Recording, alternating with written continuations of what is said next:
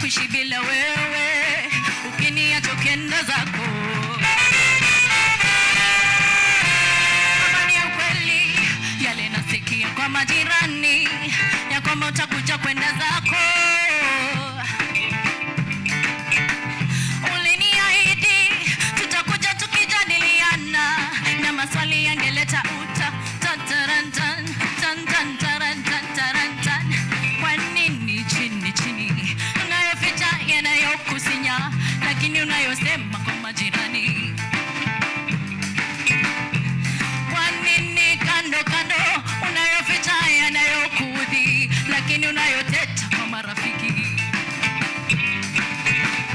Ukiniacha ukienda zako nitabaki naumia. Kama ungelijua mimi na hofu kukupoteza, nasema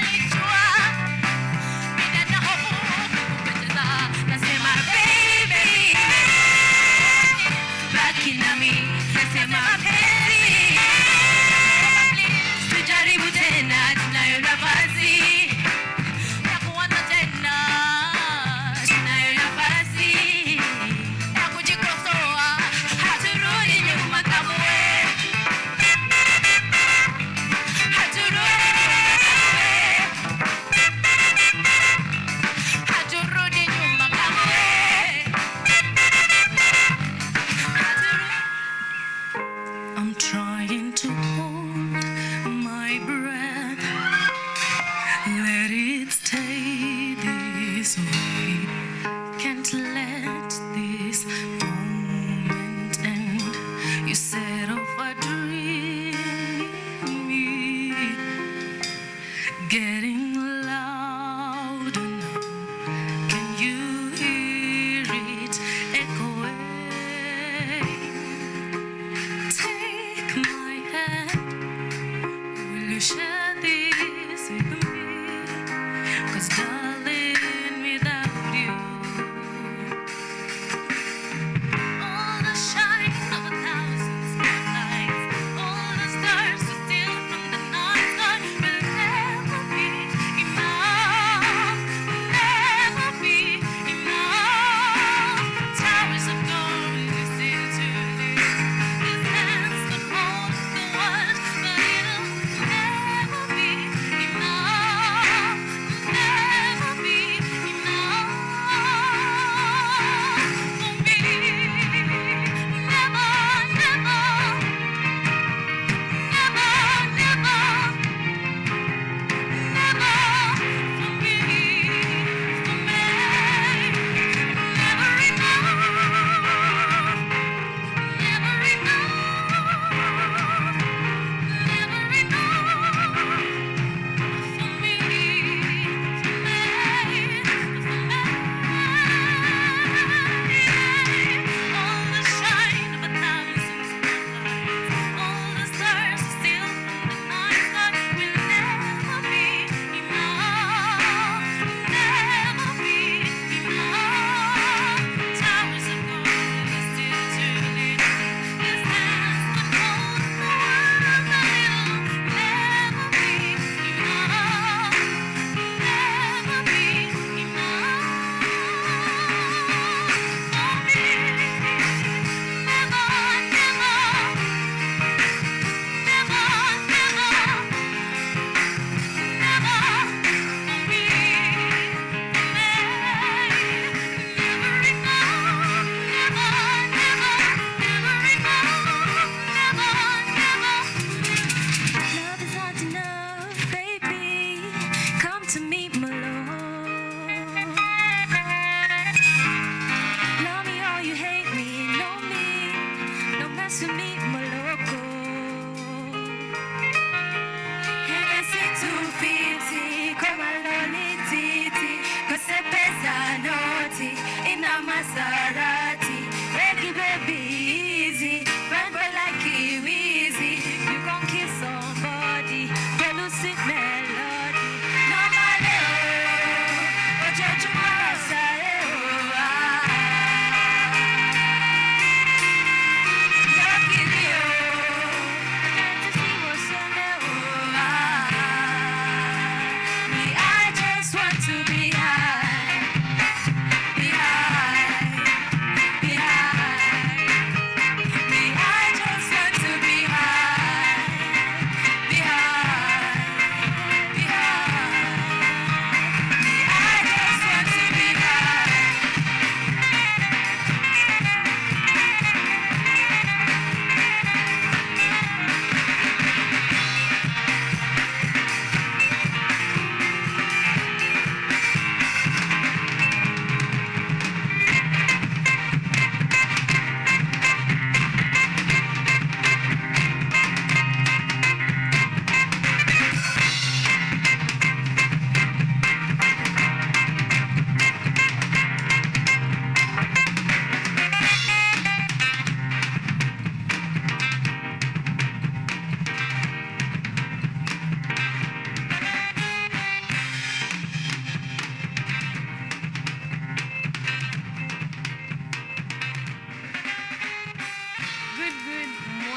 Good morning, and welcome to Art and Culture Monday. I hope that you are doing fantastic, that you are doing great this morning.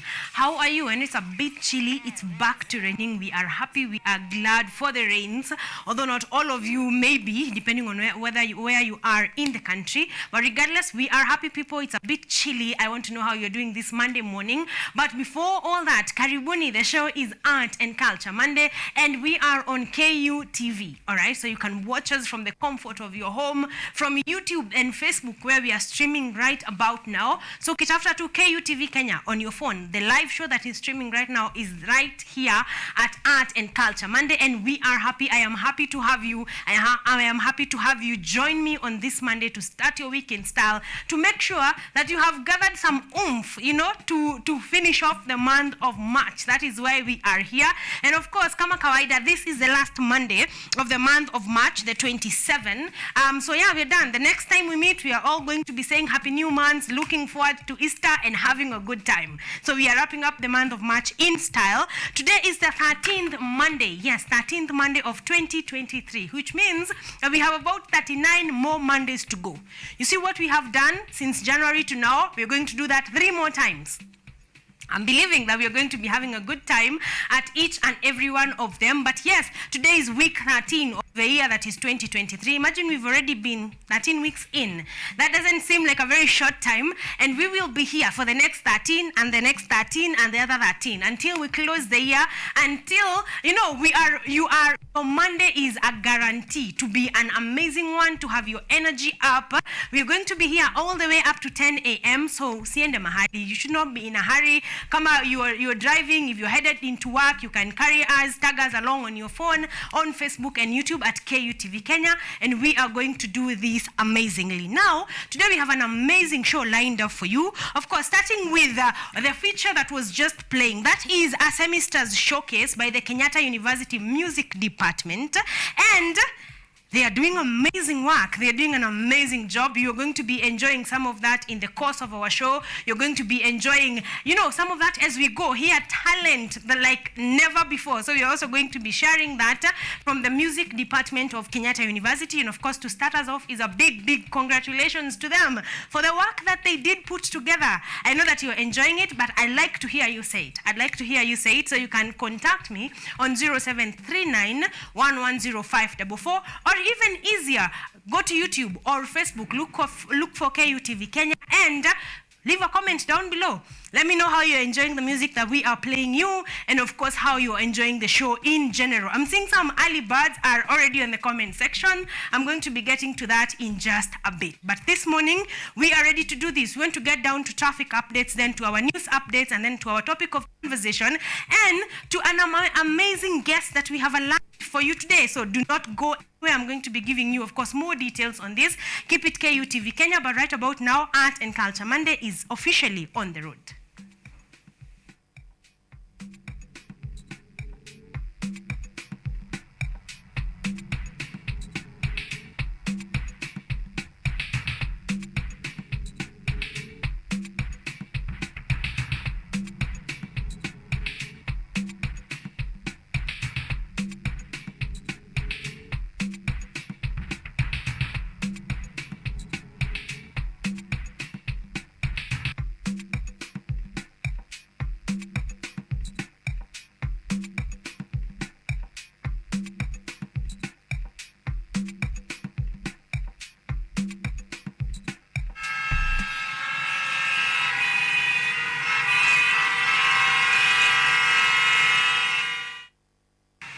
Good morning and welcome to Art and Culture Monday. If you're just joining us, worry not. We are setting pace for the show that is Art and Culture Monday right here on KUTV Kenya with me, Karen Blessing. We are ready to do this. We want to see how how traffic is doing, whether you're headed into the CBD, away from the CBD, or wherever you are headed to this morning. We want to take a look at what is happening on our roads, courtesy, of course, of Ma3 Route on Twitter.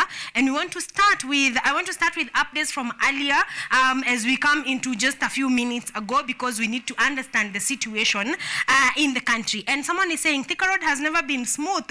Left Resambu at 6:05 and already in town. That was about 30 minutes ago. Thika Road was pretty clear, but right about now traffic is building up. So if you didn't leave early, that's not yours. Let's go on. Someone is saying I'm in town. Left Rongai about 30 minutes ago. Orokise Sako is not working today. Only a few matatus, there is no traffic jam from Rongai to town. All right, that is another one. Someone else is saying Nairobi CBD looks calm this morning. Businesses opening up, movement of people at a leisure pace. So that is how this Monday morning is looking like.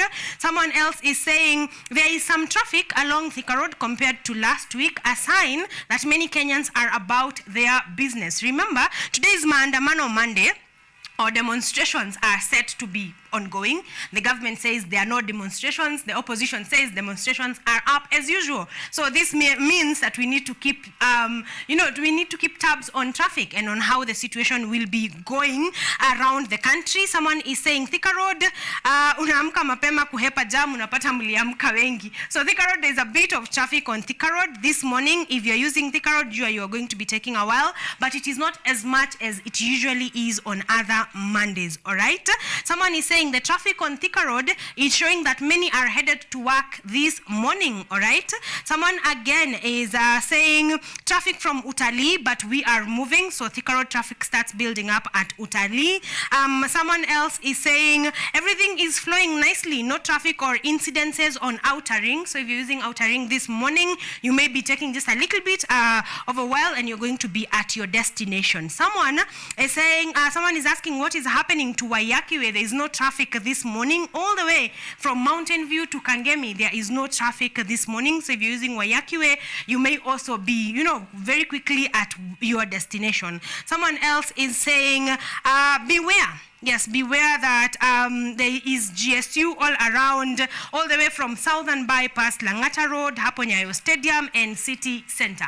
So if you're going for the demonstration, do it carefully, all right? Someone else is saying this morning, let's see.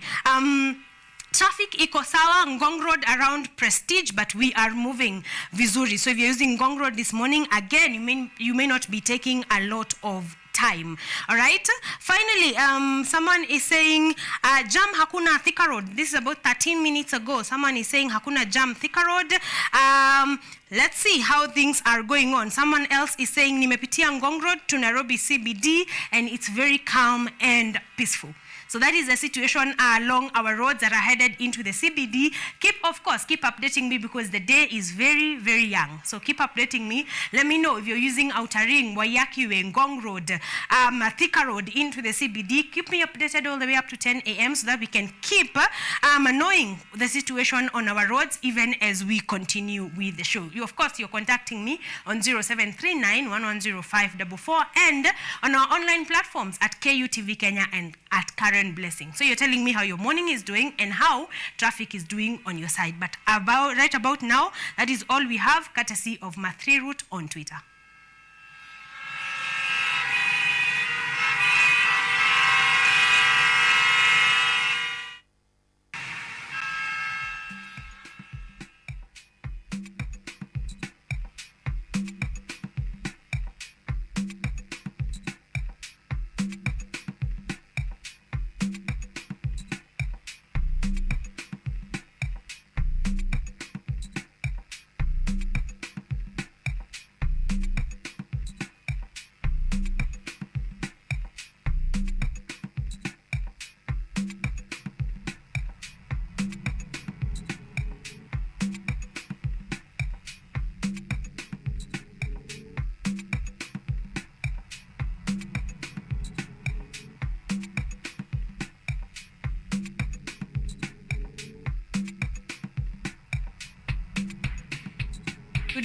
Good morning. You are watching KUTV Kenya. The show is Art and Culture Monday, and of course you're with me, CAREN Blessing. And I said, if you see me seated, we are ready to have a good conversation. But even before we get to that, of course we have an amazing show lined up for you as promised, because hey, we are ready for this. We are here to make sure that your Monday has started in style and that you have started on a high. One, we said we are winding up the month of March, so tunaanzia hapo. We are wrapping it up good and moving on to the month of April and looking forward to Easter. But before we do that, of course, we have done our traffic updates. We are headed into our news updates to understand what is happening in the country. And then, of course, we're going to be having our news calendar later on in the show. We have a number of guests that are lined up for you. Today, we are talking all matters plays. And then we have a live act later on. You do not want to miss this one. It's been a hot minute since we have had a live act in studio. So today, you're going to be entertained live. All you need is to sit down at the comfort of wherever you are watching me from this morning and enjoy an amazing show. If you love plays, today we are going to be talking about dark humor. We have had it all along in our art calendar. We have known it is happening, but today we are going to be joined by an actor and an actress who are going to be in the play, and we are going to be disseminating that conversation, pole pole, giving you tickets, of course, and we have a number of tickets as well from Mama's Mirror from last Monday. So, pia goodies tuko nazo. We are ready to make sure that you're having a fantastic Monday. Tumekupatia fomu ya weekend na tumekupatia ticket. What else? What else would you want? More than that, right here on Art and Culture Monday, all right? So stick around. But stick around on Art and Culture Monday, and we're going to be giving you a bit of this as we go on. We want to go on to our topic of conversation, and this morning we cannot move past this topic, or rather, I felt we cannot move away from this discussion because this is what is happening in our country right now. And yes, I'm talking about demonstrations. Last Monday, we talked about your opinion on that there was going to be a demonstration on Monday. Then in the course of the week, of course, we advanced. There was a demonstration. Things happened. A lot of things happened that I feel are sideshows. So we cannot get into that because there's a lot of discussion to be had on exactly what happened. But by the end of the day, or rather as the week went on, we discovered that there are going to be demonstrations once again this Monday and this Thursday.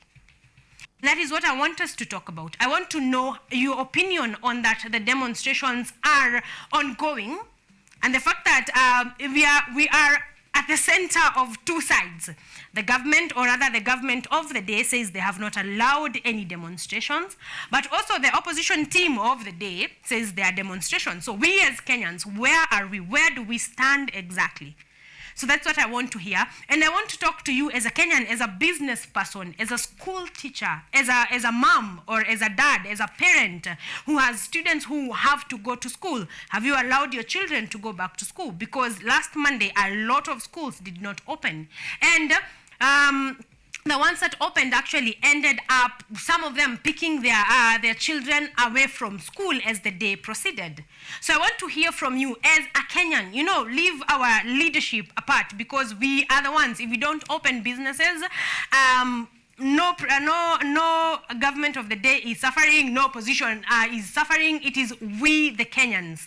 So I want to hear your opinion. What is your opinion on these ongoing demonstrations? What do you think we are achieving or not achieving? If you're going to demonstrate today, if you're not going, why are you or are you not going for the demonstrations? That is the conversation that we are having right here on Art and Culture Monday. I want to know your opinion on the apparently ongoing demonstrations that have been set to be happening Mondays and Thursdays. That is the conversation that we are going to be having right here on Art and Culture Monday. Talk to me, of course, on 0739 110544 and on our online platforms, which is the easiest way to get to me. Kimbia tu pale YouTube, look for KUTV Kenya, or pale Facebook, look for KUTV Kenya, and drop your comment right there, all right? So talk to me, and I'm going to be getting to that in just a bit. And like I said, those are the easiest platforms. I'm going to be getting to them as we continue with the show.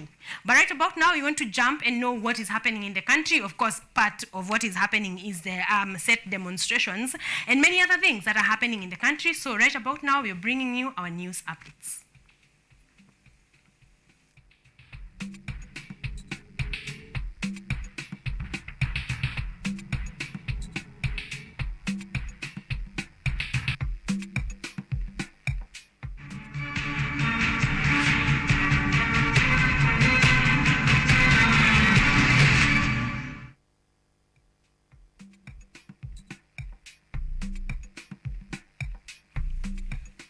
Good morning. To start us off, Kenyatta University yesterday held an interfaith Thanksgiving church and prayer service at the institution's graduation square, where it hosted Dr. Super Moesi, Director LNG White Branch Office, Adventist University of Africa, alongside Sheikh Ibrahim Rithme, who spoke on the theme, "The Lord is our banner and thy Lord is most forgiving, full of mercy," respectively.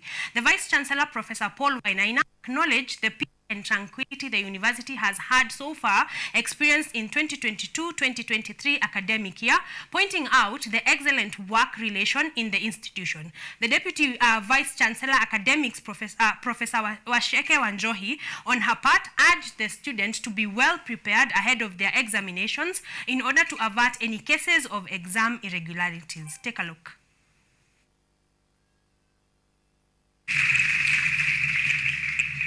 I know we are in the mood of examinations. Ladies and gentlemen, it has been an inventive journey since the last time the university held a face-to-face interfaith Thanksgiving service on 24th March 2019. We did, however, hold 3 blended services under the strict COVID-19 protocol. We are starting our exams. We started on Thursday, but the actual start is Monday, and we know this is a very, very important event in our calendar. Moving on, President William Ruto has left the country for a 4-day visit to the Federal Republic of Germany and the Kingdom of Belgium. Ruto's tour comes as the country braces for the second phase of Azimio-led anti-government protest mobilized by opposition chief Raila Odinga. The head of state, President William Ruto, earlier today left the country for Belgium, where he is expected to hold talks with President Frank Walter and Germany Chancellor Olaf Scholz, aimed at strengthening bilateral relations between Kenya and Germany. In a statement, State House spokesperson Hussein Mohammed noted that President Ruto will also deliver a keynote address at the Berlin Energy Transition Dialogue, outlining the challenges of energy security amidst the worsening climate crisis and the push for investment in the renewable energy in Kenya and Africa. Kenya will also explore partnership with Germany on the youth's agenda, specifically in vocation, education, and training. Kenyan Ambassador to Germany Tom Amolo, in his address ahead of President's visit, stated that in order for Kenya and Germany to strengthen their already existing relations, there is need for a strategic plan that covers every aspect of the country's interest, including health and agriculture. President William Ruto has left the country for a 4-day visit in the European Union nation. This as the country braces for a second phase of Azimio planned protest. Odinga has launched demonstrations since last week to force the government to tackle high cost of living and protest for the presidential victory he claims was stolen from him during the August 2022 polls won by President William Ruto. Wilson Tobiko, KU TV. Moving on, the Inspector General of Police, Japhet Koome, has assured Kenyans that the Nairobi Central Business District, CBD, would be secured ahead of the planned Azimio mass action. Koome has further stated that those planning to cause chaos within the CBD would be stopped at the estates and that there will be no protests today. Inspector General of Police Japhet Koome, in a press briefing on Sunday, banned entry into the city with certain objects which he termed offensive weapons. Koome was addressing the Azimio planned protest scheduled for Monday and Thursday next week, urging Kenyans to keep going about their normal lives and go to work. According to the IG, more security staff will be put in place all over the country. Wakenya wote waende kazi kesho. Niko na maofisa wenzangu hapa, all the service commanders. Labda yule yuko ni DCI kwa sababu alikuwa kule Mombasa. Tuko tayari. Sisi ni kuhakikishia nchi yetu ni tulivu na salama. Every corner of this country is secure and safe. The IG also defended the National Police Service from accusations that they had selected to side with the government in the wake of the mass demonstrations. The police boss called out Azimio over intimidating junior officers following their threats to file cases against Nairobi Regional Commander Adamson Bungei at the International Criminal Court. Nimesikia politicians, nimeangalia last week, wanaanza kutisha regional commander wangu Bungei, tutashika wewe, tutapeleka international court. Kwa nini unaogopa Koome? Unadeal na mdogo wangu. Deal with the Koome. I'm ready. I'm the commander of the National Police Service. The IG further stated that the issues being raised by politicians are political and should be addressed politically and not at the expense of the Kenyan youth. Siulize wala nakaa na hii sava kwa nini unataka kuchafua nchi kwa sababu kitu ambacho mwananchi wa kawaida afahamu, mimi sifahamu kama Inspector General. Those are political issues. Political issues which need political solution. The back and forth between the police and the Azimio coalition has continued despite the police was declaring a ban on the protests. Azimio leaders maintain that demonstration will continue as planned. On Friday, the opposition informed the Nairobi officer commanding station of the upcoming demonstrations. In a letter to the OCS, the opposition said the demonstrations will start at daybreak and end at dusk. Moving on, still in matters demonstrations, opposition leaders led by the Azimio la Umoja Oka leader Raila Odinga yesterday attended a church service at the Jesus Teaching Ministry in Embakasi, Nairobi. The opposition leaders maintain they will hold demonstrations today, even as the Inspector General says that the demonstrations are illegal. The Odinga-led team also wants the police not to use force during their demonstrations scheduled for today.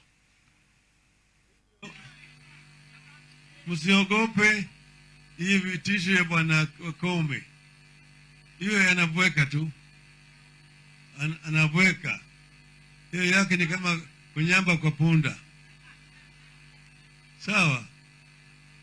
Sisi tumesema tutaendelea mbele, wapende wasi.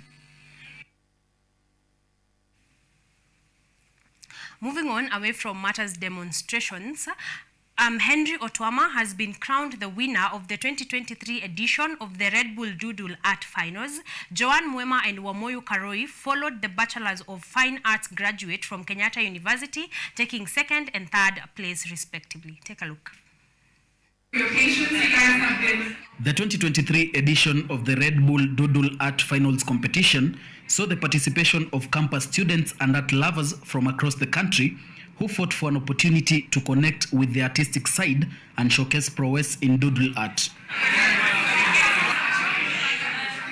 The finals was a culmination of a 2-month competition where artists had to showcase their creative doodle designs and get an opportunity to compete in the global competition, which has attracted over 8,000 students, where only the finalists will compete in Amsterdam this May. Decorated illustrator and artist Edwin Wainaina, one of the competition's judges, lauded the participants' high turnout. Congratulations, Henry! Out of the 700 pieces submitted, 30 doodle pieces done by 24 artists made it to the gallery for viewing, since some artists had more than one item in their final round. Caesar, one of the judges of the competition, pointed out that apart from the creativity and skill set, they also considered the fun aspect. The top 10 doodle art finalists selected by the judges who went through the entries in a week were Joan Mwema, Caleb Kivindu, Annette Ikok, Henry Otwoma, Marvin Kibutu, Dennis Ndegwa, Brian Mwai, Edward Kamau, and Chadni Halai. As the winner of the competition, Henry will get to do a doodle piece at the Red Bull Kenya office and also represent Kenya in the global competition that will take place in Amsterdam this May. Mutwere Eliud, KUTV. Thank you, Eliud, for that report. Of course, that took place right here at Kenyatta University, and the competition is, of course, going on to Amsterdam in the month of May. And that number one is already a next step, you know, and this shows that it does pay. We are Art and Culture Monday, so we are very interested in any form, art in any form of any art in any form. We are interested, and I'm glad that Red Bull is also doing this. That's a big kudos, of course, to the Red Bull team for also letting artists come in and do this. And actually, this is actually a first time I'm hearing about doodling. You know, you'd think that is what kids are doing, but apparently this can go all the way up to Amsterdam. So all the best to the winners, and of course started by Henry. All the best, and all the best as you move on to the next stage. May you go and win there as well. All right. Moving on, we're moving on to matters of farming, and in the wake, moving on to matters farming in the wake of high cost in the country, farmers in Kakamega County have involved themselves in black soldier fly farming, which they say relieves the burden of buying animal feeds at a higher cost, as well as reduce the cost of production. According to the farmers, the black soldier flies are the source of protein and can also be used for feed formulation. The Kenya Agricultural and Livestock Research Organization has unveiled a superior indigenous chicken breed that is high yielding and disease resistant. Take a look. As the Kenya Agricultural and Livestock Research Organization CAREN moves to develop low-cost feeds using locally available materials, farmers in Kakamega are turning to black soldier farming to provide for their livestock. Anne Nebutala, a small-scale farmer in Kakamega, says that BSF has multiple advantages that are of benefit to farmers. According to Anne, this type of farming reduces cost of feeds and is also a big source of protein. Sababu ya kuanzisha BSF hii mradi ni moja, ni chakula imepanda bei, na BSF ni source of protein ambayo ita reduce costs. In addition, Anne knows that the flies can be used as an ingredient for feed formulation and also as fertilizer in the farm. According to her, the worms consume waste as their food, while the broken down waste materials are reused in the farm as fertilizer. Na pia inaweza tumika kama feed formulation, one of the ingredients ya feed formulation. Ukitumia hiyo utapata ya kwamba utaenda kwa duka kununua vitu kama ochonga, omena ambayo iko bei ghali na protein content iko chini. Abigail Luna from the University of Nairobi explains that together with other entities, they are carrying out a research to identify the best breed that can survive in different parts of the country under a project called FlyGene. We are doing research on them because we want to see if we can get the best strain, the best eggs for the farmers that for the flies that can survive in different areas of the country. Abigail explains that any farmer can start black soldier farming depending on their location. Depending on where you are, you can start with the larvae, the Insta-1 larvae, or the eggs, where all you need is the waste, the organic waste to feed them as you continue until they get to Insta-5 where they are ready for harvest. If you want to take on the whole cycle, you'll need somewhere to keep a fly cage or a larva cage where the flies live and they mate and lay eggs. They need a cage so that they don't escape. In addition, Abigail knows that this type of farming is also a source of profit to farmers as they can also sell the flies to food processors. According to the farmers, black soldier farming has a lot of advantages which they say makes the cost of living bearable. Ruth Wanjiru for KU TV. During the unveiling of the improved chicken held at the Kenya Agricultural and Livestock Organization and Ruminant Research Institute in Kakamega, CAREN Director General Dr. Eliud Kirega said that there is a high demand for one-day-old chicks in the country, with the organization distributing 3.69 million chicks of these breeds to farmers in the country in the last 6 years. CAREN Director in charge of livestock systems, Dr. Samuel Mbuku, said that a new 2,000 bird capacity breeding and multiplication has been established at the Kakamega Center to meet the national demand of over 2 million one-day-old chicks. Currently, our annual production of day-old chicks starts at around 600,000 compared to the national demand of over 2 million chicks per year. Due to these high demands, we made a decision to expand breeding and multiplication program here at the National Non-Ruminant Research Institute in Kakamega. The Principal Secretary State Department for Livestock, Harry Kimutai, said that poultry is one of the most important enterprises in rural poor households' food and nutrition security. Expressing his concern over importation of raw eggs from neighboring countries. This breed has an appealing plumage color that appeals to market demand, particularly in Western Kenya. These improved lines grow and produce as many eggs as much as the local breeds while consuming less feed compared to the exotics. The new improved indigenous chicken is expected to boost farmers' eggs production with the ability to lay 220 to 280 eggs in a year, the first laying at 4 months. Joy Maina, KUTV, Nairobi. Moving on, still in matters farming, Seed Savers Network is working to reintroduce lost indigenous seeds at the risk of extinction so as to preserve them to farms in Kenya through closely with smallholder farmers. Farming practices devoid of pesticides. Listen in. Farmers have been registered as members of the Seed Savers Network countrywide, with its headquarters in Gilgil and spread across Vihiga, Baringo, and Kakamega counties. In this, they will work together to reintroduce the indigenous seeds which are at the risk of extinction, while also practicing traditional methods of farming. Farmers will be required to take some of the seeds back from the harvested plants to store in the seed bank and gene banks with their names coded for identification and traceability. Seed Savers Network Program Officer for Kakamega County, Mercy Ambani, says that the network is using fossil tool analysis to establish endangered species of indigenous crops and coordinates with the National Gene Bank to establish crop accessions which cannot be traced in the field to be reintroduced in the community. We are encouraging farmers to come on board to have minimal costs in farm feed production. Farming is a venture that should be enjoyable and profitable to many, but it... One of the farmers, Grace Chitachi, said that the seed bank enables them to save their seeds to wait for planting season, as some of them have habits of consuming their seeds during hunger times. Farming is a venture that should be enjoyable and profitable to many, but it should not be a venture where many small-scale farmers cannot afford.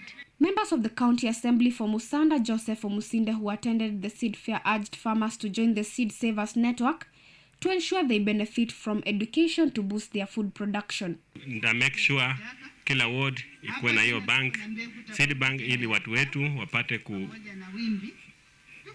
mavuno ambayo itawasaidia. Seed Savers Network Kenya will be working with small-scale farmers with less than 2 acres of land and who face challenges in getting inputs to do farming. Joy Maina, KUTV, Nairobi.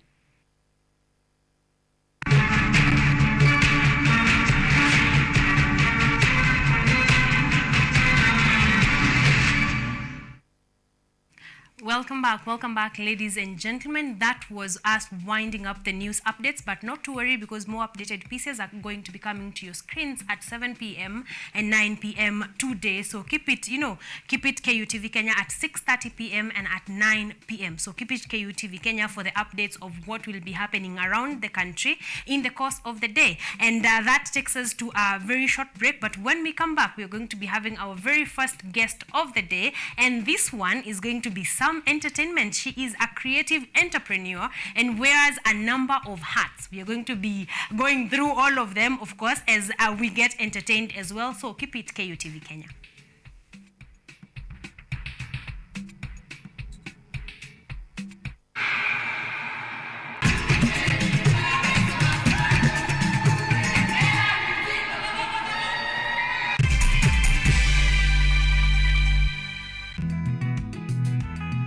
Kurunzi ya kilimo huimarisha afya na uchumi endelevu katika jamii. Ni msingi mkubwa wa kipindi Boresha Kilimo. Kipindi hiki kinajikita katika teknolojia ya kisasa, utafiti na ushirikishaji wa wadau wa kilimo kuonyesha shughuli mbalimbali shambani. Kwa suluhu ya utoshelevu wa chakula, tazama Boresha Kilimo.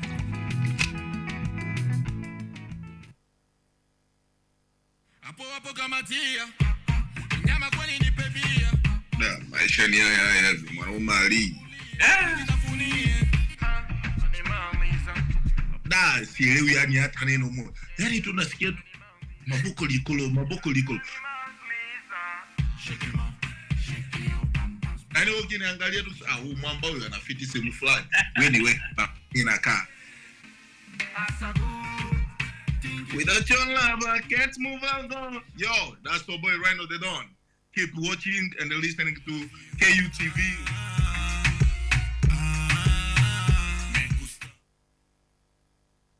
Lola ni programu inayokupa fursa ya kutizama video zozote pindi tu unapokuwa na nafasi. Hadithi za kukupa motisha, drama, maisha ya vyuo vikuu, teknolojia, masuala ya jamii, kuzuru maeneo tofauti, spoti, burudani na zaidi. Pata programu ya Lola sasa kwenye rununu yako kwa yote unayohitaji.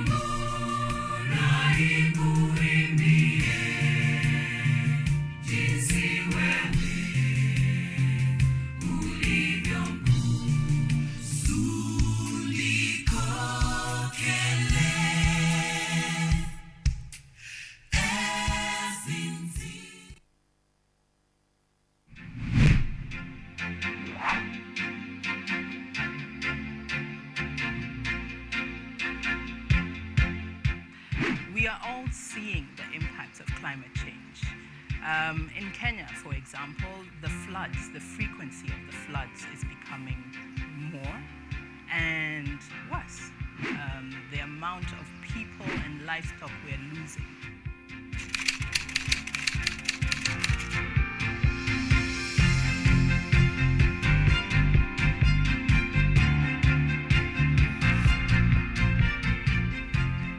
The level we need to go is a level where the normal mwananchi and also the government stakeholders can uptake these solutions.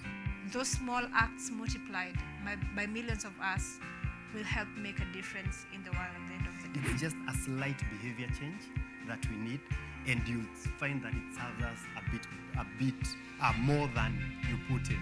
And that's the goal. We want to live a better world than we found. Because at the rate we are going, it's dire. We will secure the planet for future generations.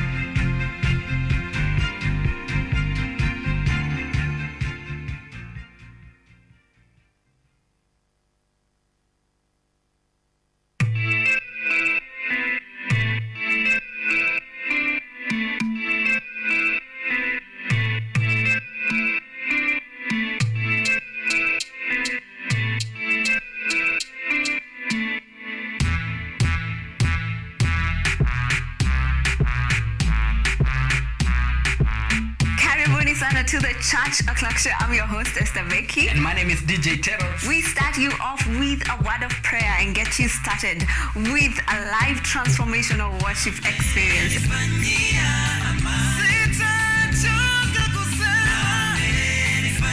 have our minds renewed by the word of God on the word segment. And not forgetting new music za hii wiki, yani ndakuwa bado nawapatia pale wasanii wamekuwa kiwakali.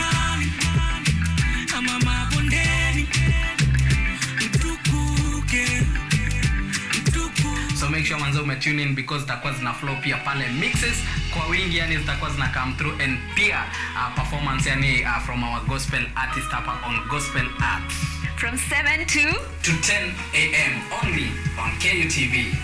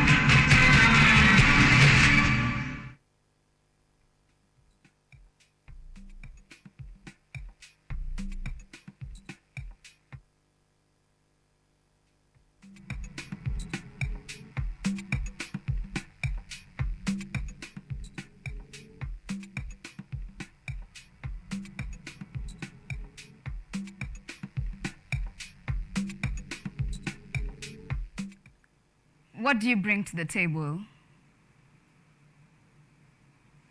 What do you bring to the table when you can't even afford one? When the people you kept your hopes on keep telling you tales on, the rains will ease the pain. The prayers will fill your stomachs. When you clearly know that you are not in pain, you are not tormented. You need no prayers. You are hungry. De mwana wa murimi. Nyuetaidia. Gari tagu jamatu. Nikingoja. Better days. We are at a time where everything, anything, something, nothing, thing, you mention it. Everything is on the rise. And so is rice among our staple food rising, getting high, just like everything else and everyone else. Getting high beyond our reach. Rich? No. Our farmers are not rich. They are trying to reach the rich, but with every inch there is a pinch. Our rice farmers are not rising. Our maize farmers are not feeling amazing. Our people are busy praying while hunger is busy preying on other people. I have seen people scramble for food, like their lives were dependent on that. Not until I starved and I understood that actually their lives were dependent on that. I have seen breadwinners consume the bread and stopped winning. I have seen cows, livestock dying due to recurring drought. I have seen farmers crying, trying to water their plants with their own tears. I have seen greedy people feel so much in their plates that finally ended up in the bin. But again, I have seen people feeding from the bin and thanking God for provision. I have seen that our rice farmers are not rising. Our maize farmers are not feeling amazing. Our people are busy praying while hunger is busy preying on other people. I'm a child of a farmer. I have participated in making this world a better place. If not by feeding your souls, then by feeding your bodies. I have planted crops and I have experienced the fulfillment of harvesting them. I have seen farmers motivated to not only produce for their families, but also for other families. But again, I have seen the same farmers demotivated by their yields going bad, middlemen who come in between and reduce the value of their products. We said that people perish because of what? You got it right. People perish because of lack of knowledge, but again, at the moment, people are perishing because of lack of knowledge and lack of food. But we have the ability. We have the ability to make our soil better together. We have the ability to provide resources for our farmers directly. We have the ability to empower our men and women on urban farming, birth control, sustainable farming. For we cannot solve hunger without you. Yes, you. We cannot solve hunger without you. I want to pose one question to each and everyone who is watching me. Why do you think we donate? Thank you for your answer. We donate because of that, and also we donate because of this. We donate because people ask us to donate. And I'm asking you, as Wangoi Kimani, if you have the ability, each and every opportunity that you get, and you hear that someone is asking for a donation, and you have the ability, kindly donate. Wangoi Kimani. Amazing, amazing, amazing pieces from Wangoi Kimani. Ladies and gentlemen, I'm introducing none other than Her Highness Wangoi Kimani. She is an amazing all-around content creator. Nataka tusalimia tuambie yeye ni nani, anafanya nini, because she does way more than just spoken words. I want us to get into that in just a bit. Good morning, Wangoi. Good morning. How are you feeling this morning? I'm all good, amazing, beautiful, favored. Yeah. A lot. You are a lot of things. Yeah. I'm glad. Please, I want you to say hi to our audience at home, to salimia, to you know how your Monday morning is doing before we dive right into the reason for this conversation. All right. My Monday morning is amazing once again, and I'm so glad leo kujanyesha. Yeah. You and I both. You and I The both, weather sister. has favored me You today. and I both. That's why I am favored. Yeah. Yes. So you are doing great. Karibu to Art and Culture Monday Thank you. at KUTV. We Thank are you. all about everything that you are doing. Okay. That is all we are interested in. You wear a number of hats. You know, I was going through your bio, and I was like, you're a spoken word artist, you are a voiceover artist, you are a stage manager. History yote ilianza wapi? Take us back. Take us back to when you decided, oh, this is what I want to do with my life, and what happened. All right. Yeah. So, yeah, that's so true. I wear so many hats. Yes. So people know me from different places. Back in, I got done with college in 2018. But now, again, I haven't done what I studied in school. I started working with a show known as Talanta Mtaani, and that's when I actually also started doing spoken word poetry. Yeah. And when I was in that space, because I was working with a lot of artists, I started helping them in stage managing. Another thing about, like, you can hear I have an amazing voice. Thank you. That's why I do voiceover. Yes, you do. That's why I do voiceover. I'm also a muse. I work with photographers in their programs, in their projects, and also in my own projects. Yes. Yes. So let's pull up kidogo. What did you study in school?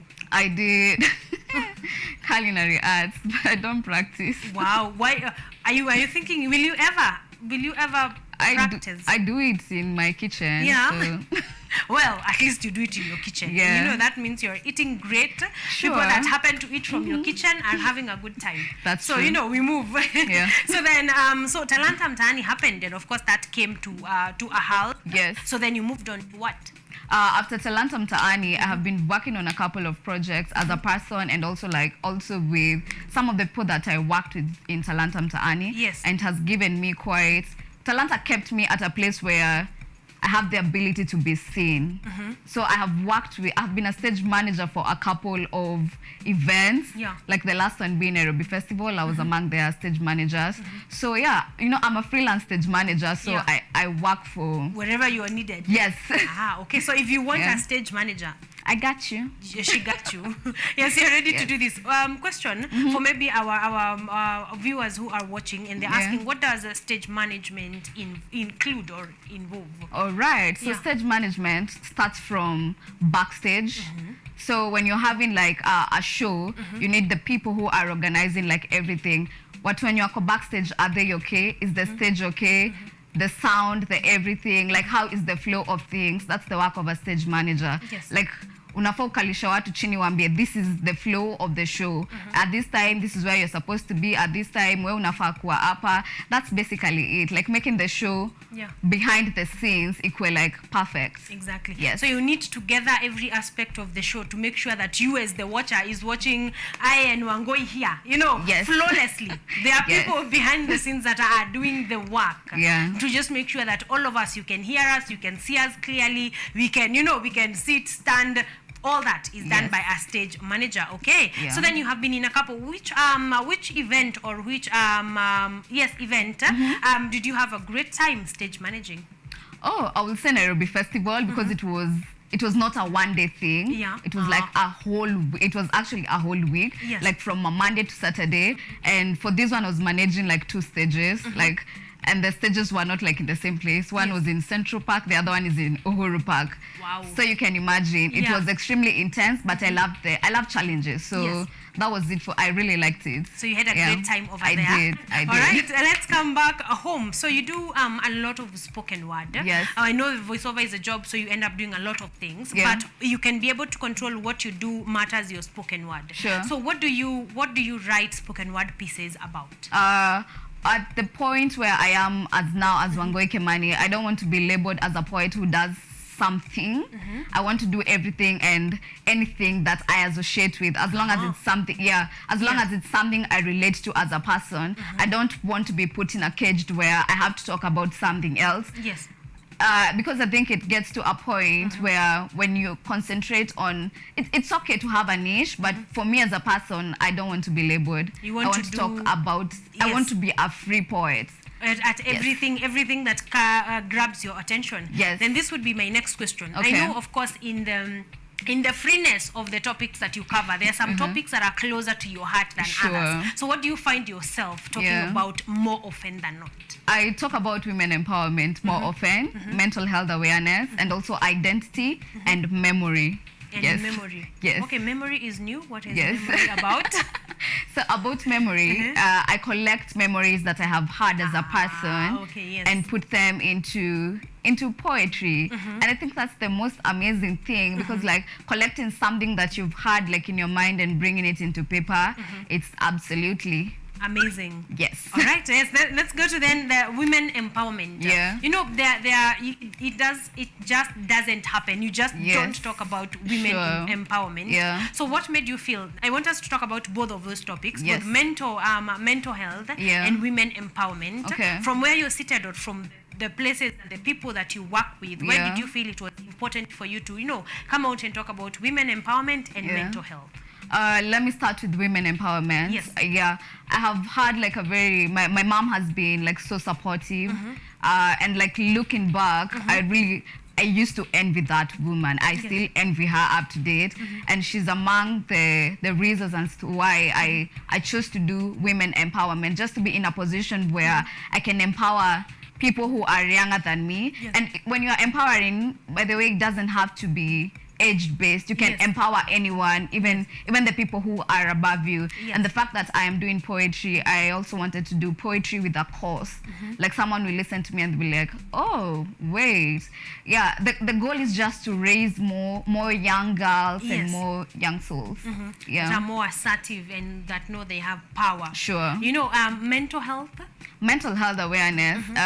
This is something that affect us knowingly and sometimes unknowingly. I pose this question to a lot of people. Have you ever been depressed, Karen? At some point. I don't know if the word is depression. Okay. But definitely some intense... do I? Yes. I don't know. I don't know whether it was depression really. You get but it. I think I've been on the journey there. Yeah.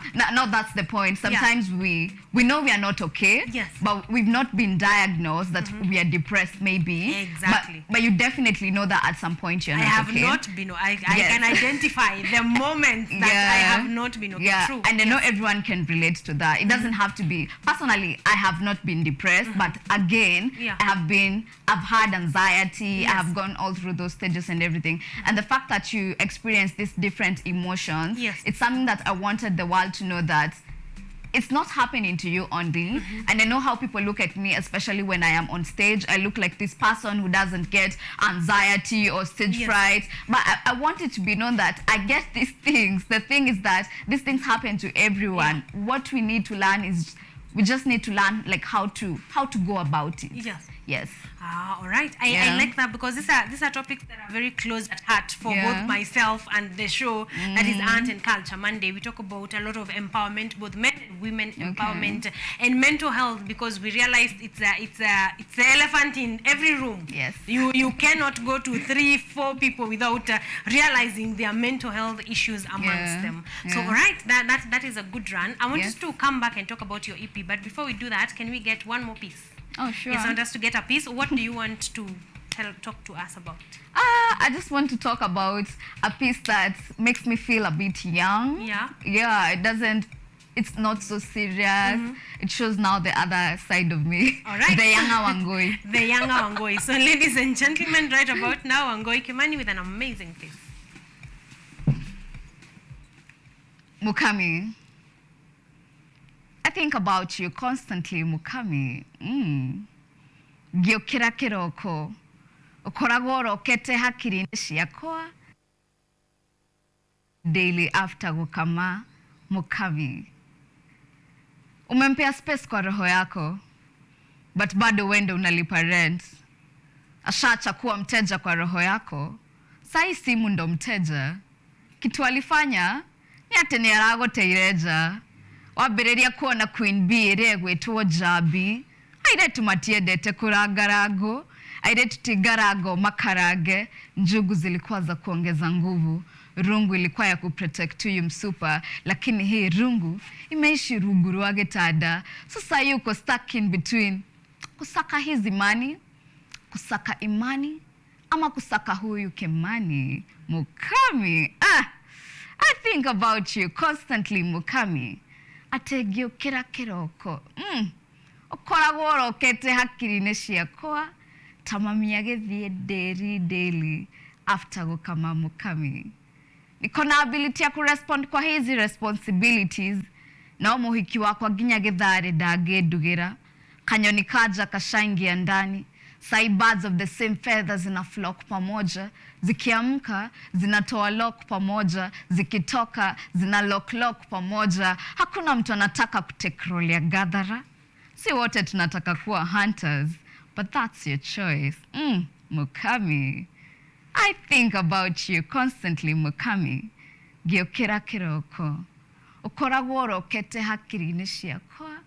Tamamia gĩthiĩ daily after gũkama Mukami. Wangoi Kimani. It's the flawlessness Thank you. of Wangoi Kimani. You are doing amazing. We could sit here. I told you guys, it's been a while since we've had a live act, and she is bringing the 100 to the table. She's coming with the table and the 100%. You're doing so well. I love your Thank pieces. you. I am intrigued. I want to hear more and more and more. And this is what makes me glad that you are getting to an EP. Because now this means sisikizi piece moja moja. I can listen to a couple of them. Yeah. And so we jump right into the EP. What is the EP about, and what is the title of the EP?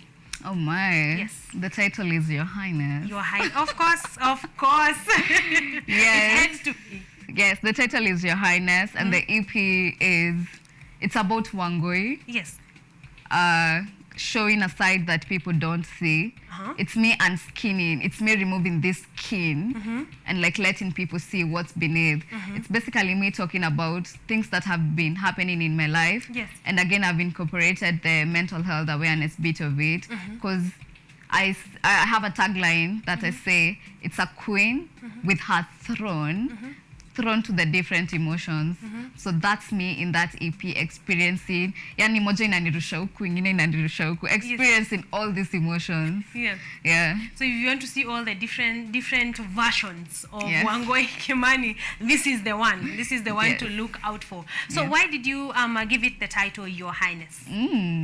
Okay. Yes. So, funny thing is that prior it had another title, and then when I was working on the visuals for the EP, I remember I wanted to have a crown, but I didn't have the idea like of making a crown. Yes. So when I was just like looking at the internet and everything, I wanted like a crown that is made of smoke. Yeah. But now you see that one has to be funny word mamambos. Yes.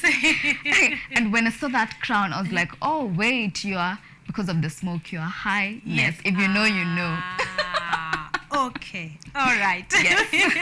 That's where the name came from. I am already looking forward to this one. And the crown that you won here today is also looking fantastic. Thank you. Unaka, you like yourself in different versions of crowns and highness, apparently. Yes. You're looking forward to the EP. So how many pieces will the EP have? We have 5 pieces in this EP. 5 pieces. Yes.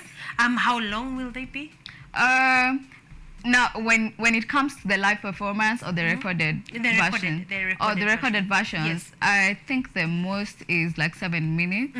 Yeah, the others are five. The others are about 5 minutes. Yeah. For how long? When did you get this idea? Like, take me through the creative process of since piece 1 to now. Yeah, an entire EP is here. So last year, I decided to do poetry full time. Like, I decided to be a full time artist. Yes. And I was wondering, apart from attending shows like kuitwa na watu ni Yes. perform in their places, what else do I want to do? Exactly. So I settled for, let me do an EP, but funny thing, I didn't have timelines. Honestly, so Yeah, like, you know, life will come and go. But we know, at least we know we have we want an EP. Yes, I knew I wanted to do an EP, but also I remember I had another name. Yes. So I had that name in mind, and I knew that I want to call it Evie. These are the kind of things that I really want to talk about. And you want me to talk about the different pieces? All right. The first piece is called Father. Yes. It's written, you start with Fa, and then put a hyphen, and then now the other, hizo zingine za father. All right. Okay. So this one is, I feel like we all have a love-hate relationship with our parents. Yeah. Kuna times, especially when we were teenagers, Yeah. you used to feel as if your parents don't like you. So that's very much. That's what I've incorporated there. The relationship that I had with my dad. I have the most amazing dad, but this piece has mixed feelings. You might think I hate him, but I don't. Yes. I love you, Daddy. Before the EP is out, you should know that Wangoi loves you very much. Yes, I carry his name like with so much, Wangoi Kimani. Yes.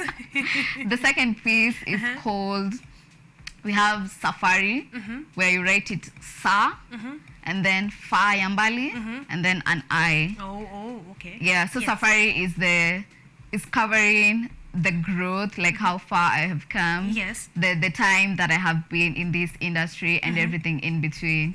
We have Depression, which is written deep, and then the ration. Yeah. Yes. We are it's all artistic. Like I feel like you have to be there. It has to be. To feel. So I am hoping that you Yes. guys are looking forward to the EP Yes. and also to the live performances. I'm hoping that you will have a live performance Yes, for the I will. EP. I will. We are definitely coming to that. Yes. So that is Safari. Yes. And then the other one? We also have Kairetu. Kairetu in Kikuyu. In Kikuyu, I knew there Yeah, had to be a Kikuyu piece in there. you are doing it so well. Like, it's so flawlessly put together. The flow from English to Kikuyu to sharing back to English is very well done. So Thank I'm you. looking forward. Kairetu is about who? Kairetu is a bit groovy. Yeah.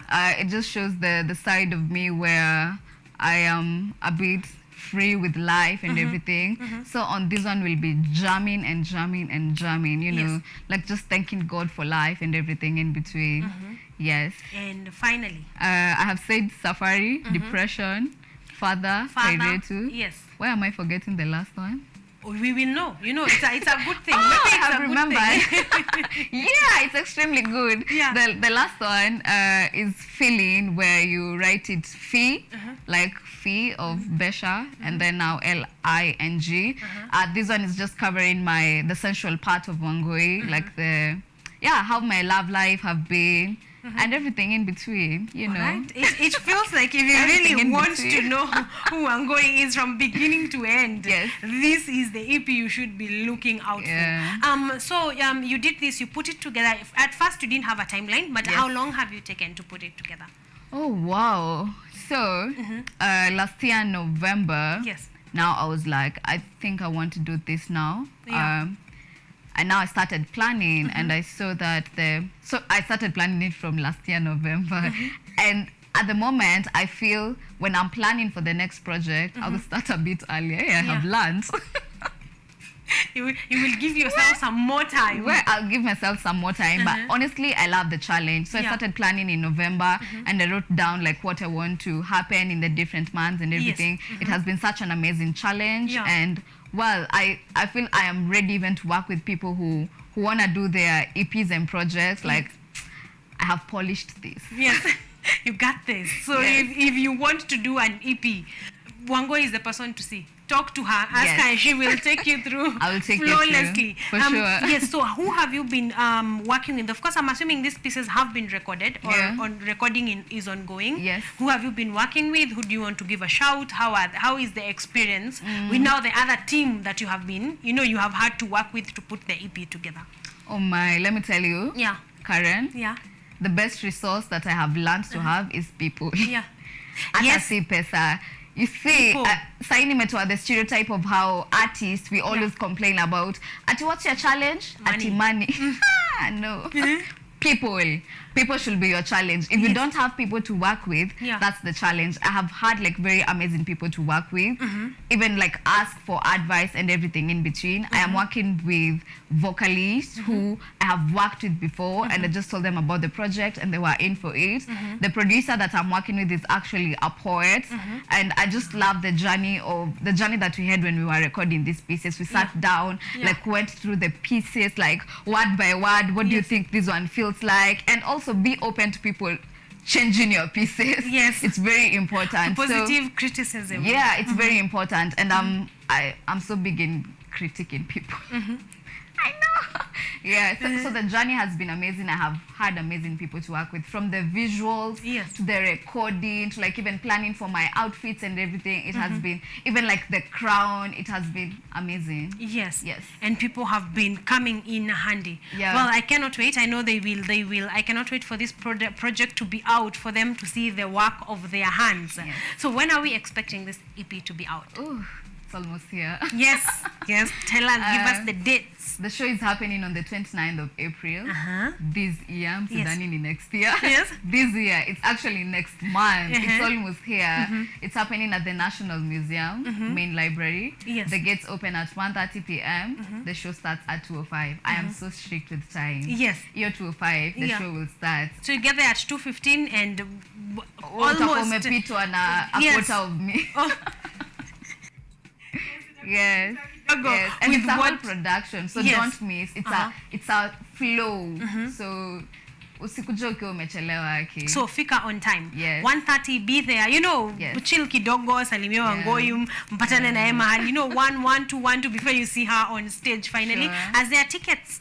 Oh yeah, tickets are going for, at the moment the early birds are still on, going at 1,000 Kenyan shillings only, available at Tico Hub. Yes. So Tico Hub, just we are looking for the title, Your Highness. Or yes. Are we looking for Wangoi Yes, Kimani? you will see me there. Yes. With my crown. So on Tico Hub, Wangoi Kimani, Your Highness. Yes. The tickets are going for just 1,000 bob, advance tickets. Yes. At the gate? At the gates, I won't be allowing people in. Oh, okay. Yes. All right. So ticket yako sahi. Yes. Get your tickets right now, and which I think is amazing for pre-planning. Yeah. That means if you will be there, Wangoi will be expecting you. She will be ready to have you, and she will be prepared to have you there. All right. Yeah. That is amazing. So the 29th of April, that is like exactly a month from now, because you're the 27th. Yes. So about 2 days, a month and 2 days. That is enough to get your ticket. Kimbia pale Tico Hub, get your ticket for just 1,000 bob and enjoy an amazing time there. Do you have any curtain raisers in the event? What activities will we expect? Ama tunaingia tunaketi and we have an amazing bomb time. Here we go again. Yes. I am selfish. Yes, okay. For this particular one, honestly, it's so dear to me, and I wanted an intimate show. I have incorporated other acts inside. It's a combination of poetry, music, illustrators, and contemporary dancers. It's an infusion of everything. It's a flowing show. So for what you call curtain, I'm not doing like curtain raisers. I'm just doing interludes. Yes. And it's the people that I have that will also be interludes. So. Yes. Yes. So you will feel like you have had so many performances put together to make just one beautiful piece. Yeah. Okay, so I think if that does not sell you, I don't know what will. So Okay. prepare yourself. You have a month from now. I like that this interview is way before, so that there's no excuse really. Yeah. You have Easter, you have a lot happening. You can be able to gather 1,000 bob and of course attend the show. Are we getting a ticket, Wangoi? Ama tuzime tu as TV. KU, yes, mtakuja kukava. Yes. Azinikwe one inaitwa two way. Yes. I gave you guys we can have this conversation. Why All not? right. Yes. All right. Yeah, All right. sure. Sawa, tutaongea nyuma ya hema. I will tell you if I get a ticket or two, you can also be able to share with one of our viewers. Oh, yeah, Because yeah. that way, you know, ukinunua moja unapata ingine, unapeleka mtu wako, and Yeah. you go and have an amazing Yeah, time yeah. at the show. So that is the EP in totality. We have covered what will be there, what will be included. After that, will there be a recording of it, and where will you share it? I will definitely record it Yes. because I don't want Your Highness to be a one-time thing. Okay. I want it to be studied. I want it to be watched. As in, it's a long-time thing, Yes. and we'll have more. We'll have like more. Your Highness presents something else. Your Highness presents something else. So yeah, watch out for what's coming. Exactly. Yeah. Someone is saying Maite Jones is saying her voice and the spoken word is fire. Thank So some you. people are loving what you're doing. Gikiri Ed is saying tuned in to the biggest breakfast show. Thank you very much. Arts and Culture Monday. Happy to see my former schoolmate. Yeah. Nice, small world. I know you. On air, Wangoi Kimani doing her thing. Yeah. Yes, so some good comments coming your way. I want you to give us social media handles before we go back to a snippet, you know, of what the EP will be like. So social media handles, where can we find you? Where can people follow up on you to know where and what you're doing? All right. Yeah. Let me start with Instagram. Yes. I am most active there, and that's where I'm posting like most of the things about the show. All right. Instagram at Wangoi Kimani, Ki and then Money. Yes. Facebook Wangoi Kimani, the Yes. normal Kimani. Twitter Wangoi Kimani 14. All right. So Yes. Wangoi Kimani or Wangoi Kimone, Yes. you can go ahead there and follow her up, see what she's doing. Be reminded where you can get your tickets and more dates to come after this EP. What are we expecting? After this EP, definitely more great things. I'm planning to do now more shows because like people, watu wanasikia vibaya ati hakuna curtain raisers. But don't worry, I got you guys. I'll be doing more shows within the year, so watch out for that. All right, we Yeah. are looking forward. We are looking forward to that one. Yeah. Boniface Ongere is saying very, very ready for Monday. I hope that you're having a fantastic time on Art and Culture Monday. Shani anasema better late than never, enjoying the show from Dubai. Thank you. Thank you very much. That is on YouTube. You can basically watch us from anywhere in the universe, okay? Because we are streaming live right about now. Avush Benadino Lord anasema morning, Kasarani Nairobi is tuned in. Thank you very much. Wangoi, we are grateful to have you here, and our viewers are loving your content.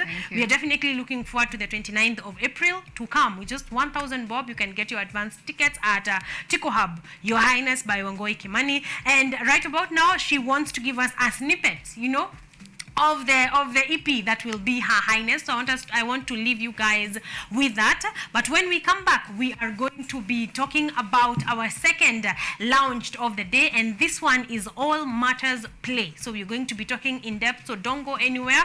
But right about now, Wangoi Kimani with the latest from her EP, Your Highness. There are days I wished I could write about how I enjoyed the nights with no lights, since you are out of my sight. Now that I can write, this is what I've been writing. I've been looking for someone who is farther from my father. I've been trying to cover this distance, but it feels farther. This man is undercover, left me bent. I can't look any further. I can't look for another father.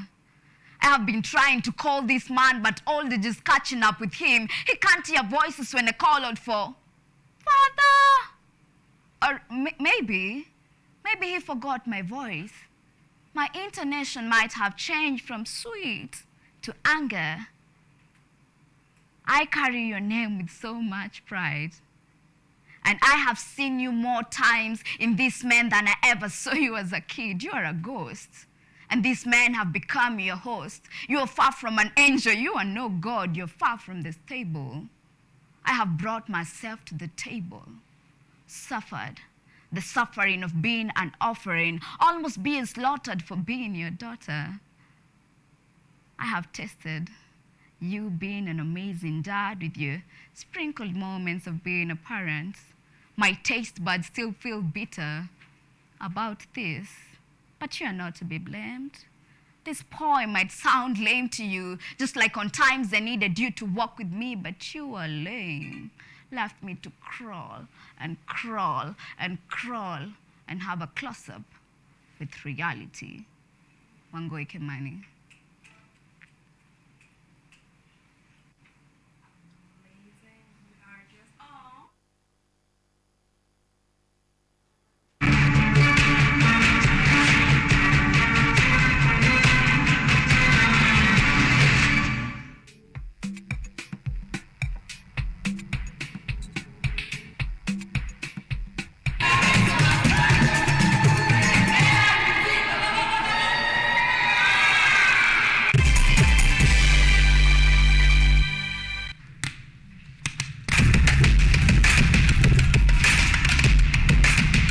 Access to knowledge.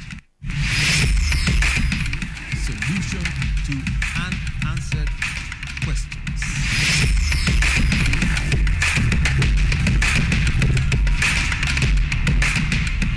Guidelines to pursuing your rights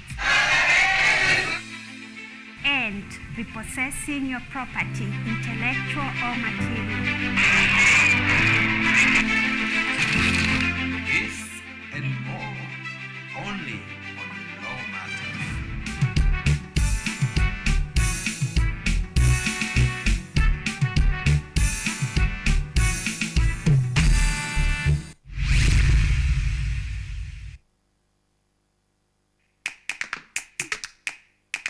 Baada ya kutafuta kazi, tunaweza kuanzisha miradi yetu ambayo ingetusaidia kubadilisha maisha ya wazazi wetu. Kwa vijana wenzangu, wengi wale hawana kazi, lakini ikiwa sisi wenyewe tutajiamini, tunaweza kujiajiri wenyewe. Afrika kwa kweli tuna mahitaji ambayo ukiyasuluhisha unaweza kuathiri watu kwenye bara hili. Bila uoga,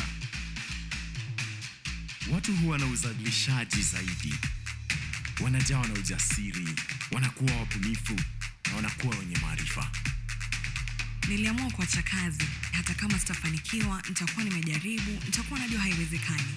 Hakuna kitu cha ajabu hapa. Kila anayepata ufanisi hufanya kazi usiku na mchana. Kitu kitakusukuma na kuwezesha kupata maarifa ambayo hukuwa nayo. Tunajaribu kutengeneza kitu kitakachopita mipaka ya nchi hii. Ikiwa unataka kubadilisha ulimwengu, anza na nyumbani.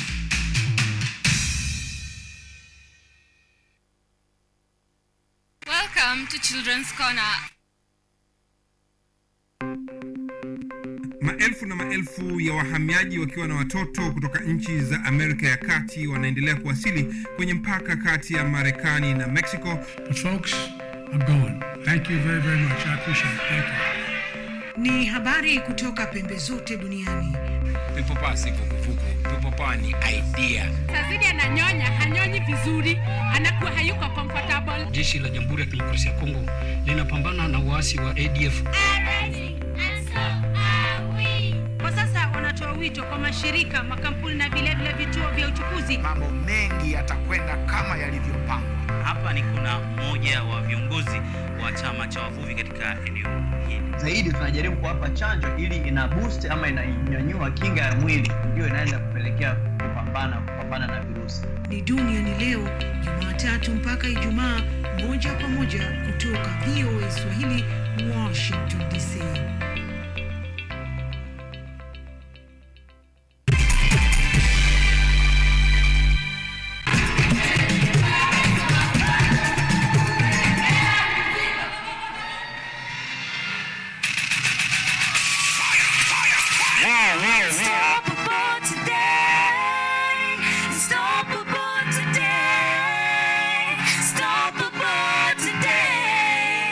Stop aboard today.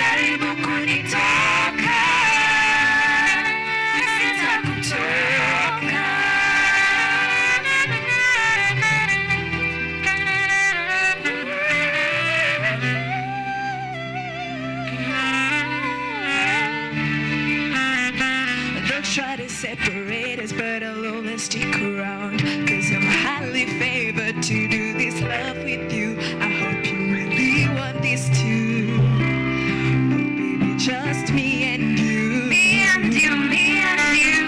Hakuna la kuwaza. Niwe nataka. Need of time. Najue sitakutoka.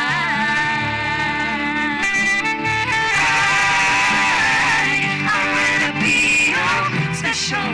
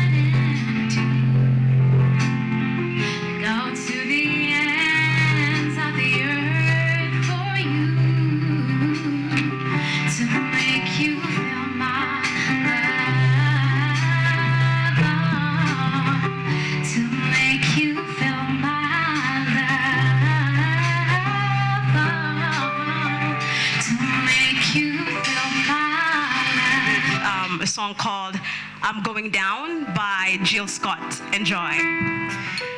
Time on my hands since you've been away, boy. I ain't got no plans. No, no, no, no.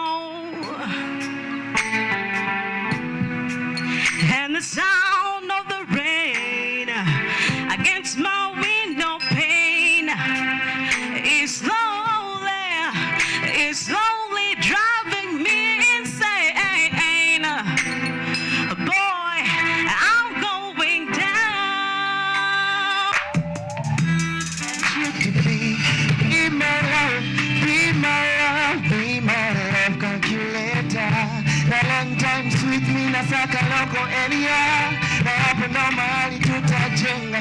Be my love, be my love, be my love investigator. Chunguzi simu yangu kila siku, tafuta nani huyu alinipiku. Be my love, my friend. Be my love, my friend. Be my love, my friend. Be my love, my friend. Nina maswali nahitaji tu majibu, so nani daktari atanitibu? Ndio maana hata mimi nasaka dola, nimeenda pananuka mboga mboga. Nastaki hizi zote situationships, nastaki hizi complicated relationships. But I hope baby basi umesikia, open wide all your eyes and your ears. Siwache nikuite my dear, I just want you to be my love, be my love, be my love calculator. Na long time sweet me na saka loko area. Na hapo ndo mahali tutajenga. Be my love, be my love, be my love investigator. Uchunguzi simu yangu kila siku, tafuta nani huyu alinipiku. Be my love, my friend. Be my love, my friend. Be my love, my friend. Be my love, my friend. My love, love, love. My love, love, love. My love, love, love.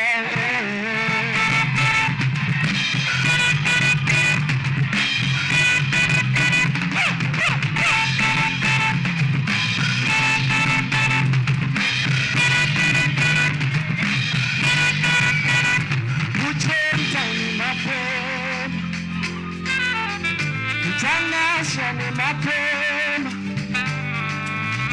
uweko paisadak hata iwe ni pasaka mama wikulu washefwe wache uneibala kama vile kunefwe marahonyere bugala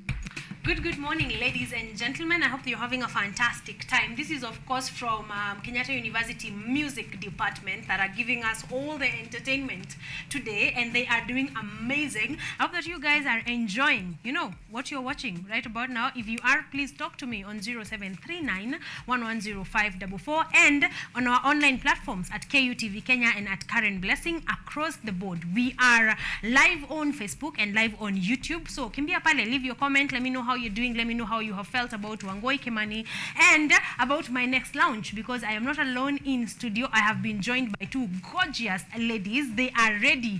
They're not just cute. They are cute and loaded. We are going to be talking about matters plays. Na nataka tu watusalimie, watuambie wao ni kina nani, what do they do, and then we are going to jump right in. Good morning. Good morning. How are you guys doing? We're good. I think let's start from right here. Yes, Please say hello. Hello to our people at home. Yeah. Tuambie wewe ni nani, why are you here this morning? Okay. Yes. So, hi guys. My name is Charity Mwangi, or Washeke Mwangi. I like Washeke Mwangi more. Yeah. Yeah. So I'm an actor slash teacher slash student. Yeah, okay, you teach, you're being taught, you are many things. Yeah, okay. Many things. Yeah, so I'm here because of Hall of Fame Entertainment. Yes. I am an actor, like I said, and I act with at Hall of Fame Entertainment. Yes. It's a theater group. So right now I'm doing theater, usually theater. Right now, the reason for you being here this morning is because of Theater Hall of Fame Entertainment. Yes. Okay, pleasure. Nyambura. Yes, hi, my name is Nyambura Mwangi. Yes. I'm an actor, a student, and a writer. Yeah. But right now we are here because of Hall of Fame Entertainment. I act for Hall of Fame Entertainment. For Hall of Fame Entertainment. So all of you, your Mwangis. People here and their dads. This morning it's been all Wangoi Kimani, Washeke Mwangi, Nyambura Mwangi. That's, you're doing well. You're doing very, very well. But Karibuni, it's such a pleasure to have you. It's always a pleasure to have Hall of Fame with us, because you bring us top tier content. So it's never tiring to hear Hall of Fame wanakuja. Yeah, it's always something. Yeah. So let's start from Washeke. When did you get into theater? Well, the year is 2022. Yeah. Yeah. So, your story. Where it's ilikuwa just a random thing. I didn't even know it was going to happen to begin with. So in 2019, when I joined campus, I joined drama. Yes. The drama club. Yeah, but joining drama, I didn't go directly into drama and acting. Yeah. Because I didn't know I could act, first of all. So I joined dance. Yes. I used to dance. Okay. So dancing, tuka dance, and then when tulikuwa tunaenda kuperform, I just pulled down last minute. Yeah. Nikashindwa kwenda stage. Yeah. So I said, like 1 week to the presentation, I stepped down. Nikamwambia director, this is me, bye. And then he said, well, if you actually want to join us maybe in the future, you are very welcome. Yeah. So in 2020, before COVID, nilikuwa tu idol shule. I sleep in school. I study in Nazarene. Hostels and Nazarenes got very comfortable. So but then you're comfortable, but you're idle. So I decided, well, I think I need to find something. So I remembered my director had said, you know what, you can actually come back if you feel like you actually need to come back. So I went back to drama. But then sasa kurudi, I didn't go as a dancer. I just went. They were having a read through of a play. So I just went ahead and read with him. So tukasoma play, and then after kusoma tukasema how it was nini, and then si nikajoin to hivyo play. So after joining that play is when now I started now acting. So now joining last year in 2021 as a drama club, we had a play. I said, don't worry, COVID happened. COVID takes the whole of 2021. It happened. Oh my God. Yeah, so last year 2022 we had a show in school. Okay. So people came, they showed up, and then that's when my director right now, Mr. Martin Odongo, he came and watched, oh my God, Kikuyu jamani, watched the show. Akakuja akawatch show, and then he was like, wow, I really liked how you did that role, because I was a mother. I was doing Koitalel. So nilikuwa mshosho. So he said, oh, I liked the way you did that role. I think I need to see you now acting professionally. And that's how I joined Hall of Fame Entertainment. So now that's how I got to theater. Yes, so long journey, not very well planned, but somehow you're here. Yeah, somehow I'm am here. And we are glad. Are you glad that you got to join Hall of Fame? I'm so glad I got to join Hall of Fame. I'm so glad I got to join theatre. It's amazing. It's amazing where you are right now. Yeah. Great, and we are happy because we get to have you now. You know, if kama ungekuwa na Zanzibar bado pale kwa hostels, you probably not know. True. Exactly, that you have such talent. Yeah. Nyambura, what is your story?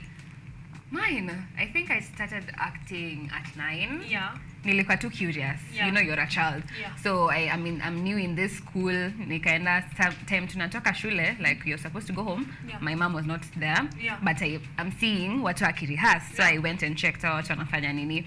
And the director akaniambia hebu ingia.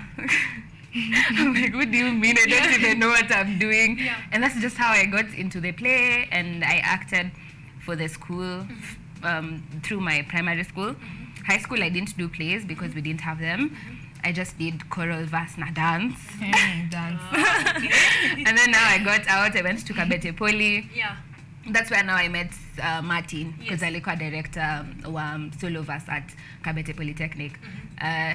Yeah, and after the drama festivals, the 2019 is how Hall of Fame was founded, and that is how we are here today. You are part of how it was founded. You were there. You were there from the beginning. From the beginning, you were there. Now that is amazing, because that shows your different talent was somehow spotted out of a crowd, which means you must be talented. Because tumezunguka hii country, we have had talent and talent and talent. To be there, to be part of Hall of Fame means it's something that sets you apart, and there's a lot of talent in Kenya, so I can tell you that by just being there tells me you guys are talented. Then you started with Hall of Fame. Could you guys remember the first play you were in and how that experience was like, to now act professionally? You're here, you are supposed to do this thing as work. How was that experience like? Well, so when Martin approached me, it was a week to a show they were doing. A week to a show. So this is me. I have never done a professional play before. I have never been on theater stage. And then I'm supposed to do a show a week to. And trust me, it takes months to prepare. It takes months because this dark humor we've been planning for it. But then he called me like juicy on Saturday and to go stage next week Saturday. Hey, it was a roller coaster, but I liked the experience because I'm really open and sichukuangi vitu na kwa roho. So the pressure, tunaenda tu na pressure. And I had a main role. Oh my God. It was a main role. Which play was that? It's Baby Shower. In Baby Shower. Yeah. Yes. I know Baby Shower. So Baby Shower, I was doing what was her name? Imelda. Yes, I was doing Imelda. So Imelda was this really classy girl. Oh, she's not classy really. Kind of. Oh, yeah. Prada. So, and I was pregnant for 2 men. It was just crazy. It was a crazy role, but I pulled it off anyway. But it was a crazy week. It was tough, but it was a Wait, you had to go through your script, get everything that you had to say, cram everything that can be crammed. How good is your cramming power? Very good. Very good. This 844 system. Hey, cramming power, let's make good. You're the one 844 system was looking for. Yes, it is me. It is I. Yes, because I'm thinking in just a week, if you have to, get the script together, play it right, then it had to be something. Wow, so Baby Shower. Nyambura, can you remember your first one? I was there for Brayo. I don't know what happened with Brayo because I did not perform. And then the second play was Secret Code. Secret Code was dramatic because now I'm really into theater. I'm going for rehearsals. That time it happened. Rehearsals are happening at Africa Nazarene, and I was coming from home. Sikukuwa naishi shule or something. So my dad doesn't want to understand, but as in then, I was like hataki kuelewa, but now I understand where he was coming from. Yes. So you are going right from home to practice to late night, and then the next morning you're supposed to be there. So I did not perform for Secret Code because nilienda kurihas nikakosa kurudi home, and my dad was alikasirika. Yes. And he said, I do not want your stories. Taki kusikia mambo yako na drama. But it came through eventually because I did not I gave him the space he needed, but also sikuachilia my talent. So he came to understand eventually. Yeah, the play after Secret Code was One Big Family, and that was my first play now. Yes. Oh, you were not? Oh, you were for Baby Shower. Yeah. Yeah, for One Big Family, I played the role of mother. I think the last 3 plays I played the role of mother. So this one is different. In that humor, it's a bit different. Yeah. Well, now that you've brought that up, talk to a young girl or boy. They're just starting campus or just after Form 4, and they're having the same issues with their parents because rehearsals take time. Unless you're Washeke here, rehearsals take time. What would you advise? Like how did you go about it with your dad that made him come to eventually? I think mimi sikuachilia my talent. Like I knew for sure when I started it in primary school, I knew for sure this is the route I'm going to take with my career. Yes. This is what I'm going to be doing with my life. So when that happened, I did not like kwanza kubishana na yeye ati now you don't want me to do this. No, I gave him space so that he can amekasirika, just give him this space, but then eventually talk to your parent. So, because sometimes we assume parents don't understand, but you've not talked to this person. You wouldn't know if they'll understand if you've not talked to them about it. And how are you talking to them about it? When they come, by the way, even on that, you're telling them. So I love doing this, and maybe say you wouldn't see the fruits from it, but I love doing it, and it is better than because kuna watu wanafanya other things out there na inawaharibu. So make your parents understand you love this thing and this is how you want to go about it. Because like for my dad, when he came to understand it, now he took me through why he was not supportive at that time. And mnaelewana, just kama amekasirika at that time or he doesn't want to understand at that time, give the parents space, but do not let go of your talent. Make sure they know like this is it. The moment ameona pia wewe you've stood your ground, this is what I want to do. So okay, what is this you're doing? Exactly. Thank you for that conversation. I hope that you guys at home are learning a thing or two, because I know they are watching from here and they're wondering what to do or how to do the convincing, and you have to put in the hours. So you have to make if you are under parenthood, under parents or under a guardian, you need to make them understand that this is required for you to see the fruits of what you are putting it together. Thank you for that. I want us to jump to the heart of the conversation, which is dark humor. What inspired dark humor? Oh my God. Yes. Dark humor was inspired by comedy. Okay. Yeah. Comedy. I'm gonna need more details. Me and my viewers, we're going to need some more details on that. Okay, well, we had planned. Okay, for this year, of course, we have a lot of shows. Yes. So we decided today. This year it's good to like get out of our shell. So as usual, Hall of Fame tumezoea to tell stories. Like the last play we did, the 5th, we were telling a story about cancer. So, and artificial intelligence, Actually, it was nominated for a theatre award. Wow, amazing. Yeah. So we were doing, we normally like telling stories and being all emotional on stage and educating people. So now we decided, well, unajua nini? Let us be clowns, the clowns that we are as actors. Let us do that. So we decided we're going to, let's do it differently. So we decided to do comedy, and the title Dark Humor, well, is literally dark humor. Okay, the play is about autism. And around autism, there's this one character who is autistic.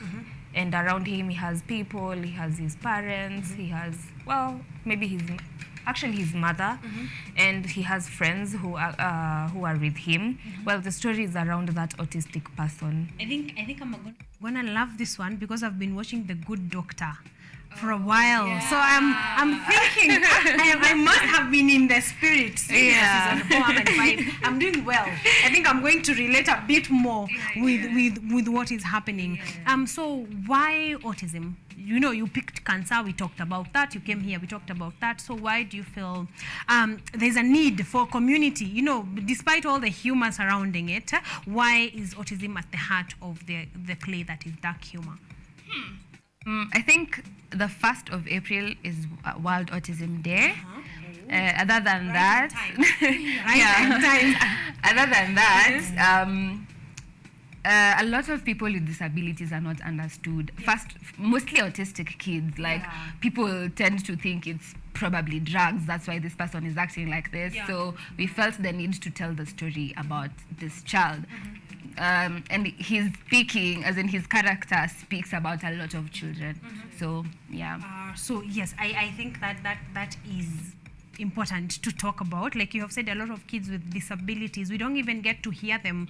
We don't get to hear them tell their own stories. It's probably just a donation here, a donation there. Never really like how are they feeling? How do they express themselves and their emotions? I think that is reason enough to tell you to come to Hall of Fame and watch the play that is Dark Humor. This one, I can know, please. Because it gets better. Let's give you a little more tea. It gets better. It's about like there's a tycoon. There's a Kikuyu tycoon. Like there's a Antiwaharia. Yes. So the story is you do not understand where the money is coming from. Yeah. Whole time it's the kid, this autistic kid is actually the roots of where the mother is getting. Actually, the mother is the one.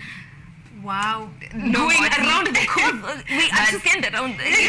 But you know, like you give it Antiwaharia Hana Kazi, but she's building a mansion somewhere in Kitengela. Millions of where is millions owning coming brothers. From? Yes, owning Harriers, owning Prados. Wow. Okay. I am. That makes me. Thank you for that snippet. Because it feels like now. Oh no, there's something. More. There's more to this story that we want to come and hear. What were your reactions when you first went through the script? You know, of course, we've talked about this is what it's gonna be, but now here is the script. This is the turn of events. How did you feel about it, Washeke? First of all, sasa nafikiria okay, humor around autism. Because you know, sometimes it could get a bit twisted. People might think you're actually making fun of this kid. Exactly. But then the way our script writer did the scripting, it's just amazing. Because you get to see the autistic kid, and you get to feel him, but yet when you walk around, the funny people now around him are not like, they don't even understand. They don't know what is happening to this kid. Really, they don't know. They just unaona zile tutazitaje myths and what do we call misconceptions about these people. Mtu unadhani ni mtu anatumia bangi, amekuwa crazy because of bangi. Maybe growing up this kid didn't even have friends because who will be your friend? If you can't be understood, then that means making friends is way harder than So from the beginning of the play, we can see a roller coaster of people trying to help this kid and people trying to understand what exactly is happening to this kid. So that's where it got interesting. Because we have the mother who is a bad person here, and we have some of his friends who are now trying to understand what is happening to this kid. Because I'm thinking, then I want to know who is the scriptwriter, because they have to be a hell of a genius. Because I cannot imagine. Already, well, the title says dark humor. I'm expecting some very near twisted jokes, but you have to be a talented writer, not to go overboard. Like, because it seems like you're playing on the edge of the sword. Anytime you could fall over, you know. So who is the scriptwriter of Dark Humor? Martin Odongo. He's a good director. He is a lot of talent because hey, if anything, like I want to see how far can he really go. Wow. On And very far. Yeah, and he's a team player because before writing the full script, we usually have a round table where this is the idea. What do you have? Yes. So we talk, and then now he goes and does his magic. Yes. I said this is my problem with interviewing creatives. Sasa Nyambura amejibu swali yenye nilikuwa nataka kuuliza. Because I wanted to know. I wanted to know the involvement, of the, because now I'm imagining Hall of Fame is a family. So it's not just a script, from anywhere just put to the table and you guys take your parts and go on. So you guys actually get to contribute any ideas that you have before he puts them. It's usually a round table, and then probably this one has the idea for autism. I have another idea. Someone else. So we discuss, and then when your autism, it can capture everyone's attention. So we give input on the twists and turns, and he went and did his magic. And actually after he starts scripting, and I let a script and I say, criticize it. Tell me what should I add, what should I take off. But I'm imagining the scripts always comes back better. Well, you can criticize, but it comes way better than when you are giving the ideas. So then how is the casting done at Hall of Fame? Do we precast? Do we I think sometimes we precast, but then like recently for Dark Humor, there's a lot of new faces. There's like several new faces, and it's because we did auditions. We did public auditions for Dark Humor. Yeah, we had to do public auditions. Yes. Okay, like you said, we are a family. So now within the family, of course, we have so many actors. So most of the time when we are coming up with the next project, tunaangalianga nani atakuwa available at that time. So if you're not going to be available during, we just have to recast you. So we have to do auditions. Because you guys wear many hats. Like you're students, you're probably working elsewhere, so we need to also work with the time frame of everyone. Does this mean now the new faces, do they permanently become members of Hall of Fame? Yes. Okay. So can I try out for the next part? Yes, no. you can. We will be talking about something. All right. Let's bring this home. So where the tickets, and to know if we are getting a ticket. Dark Humor is going. The venue is at KNT, Kenya National Theatre. Yes. The ticketing took on our website. Yes. We have worked so hard. We have a website. Yes. We had to have a website. We have grown actually. It's growth. So we have a website, www.hallofameentertainment.co.ke. Yes. Ukienda hapo, you can just look for any face. Every member of Hall of Fame is there. The face is there. So you just look for a face and click buy my ticket. Buy my ticket. There's a button for buy tickets. So you can buy from any actor that's anakupendeza. Yes. See Washeke Mwangi, press Washeke Mwangi. Please see Washeke Mwangi. Buy from Washeke Mwangi. Guys. Now that there are the two that came to the show, you give priority to Nyambura and Washeke Mwangi. Kiangalia hivi wewe nunua moja, mimi ninunue moja. Let's meet there. I think that is a nice way of making sure every actor and actress is actually bringing people to the show. Okay, and the fact that you guys also have a website is a big step. This means you are controlling your money. Not just your talent, but also where the money is coming from. Congratulations to the team for that. Whoever's brilliant idea that was, it really is a great idea. So then, how much are the tickets going for? Single is 1,000 bob. Yes. Couple tickets goes for 1,600, and then group of 5 goes for 4,000. 4,000. So you get a whole 1,000. Or the student tickets at 500 bob. At 500. You come with your student ID. Yes. All right. So I think this is as affordable as it can get. It gets better. Yes. It gets better.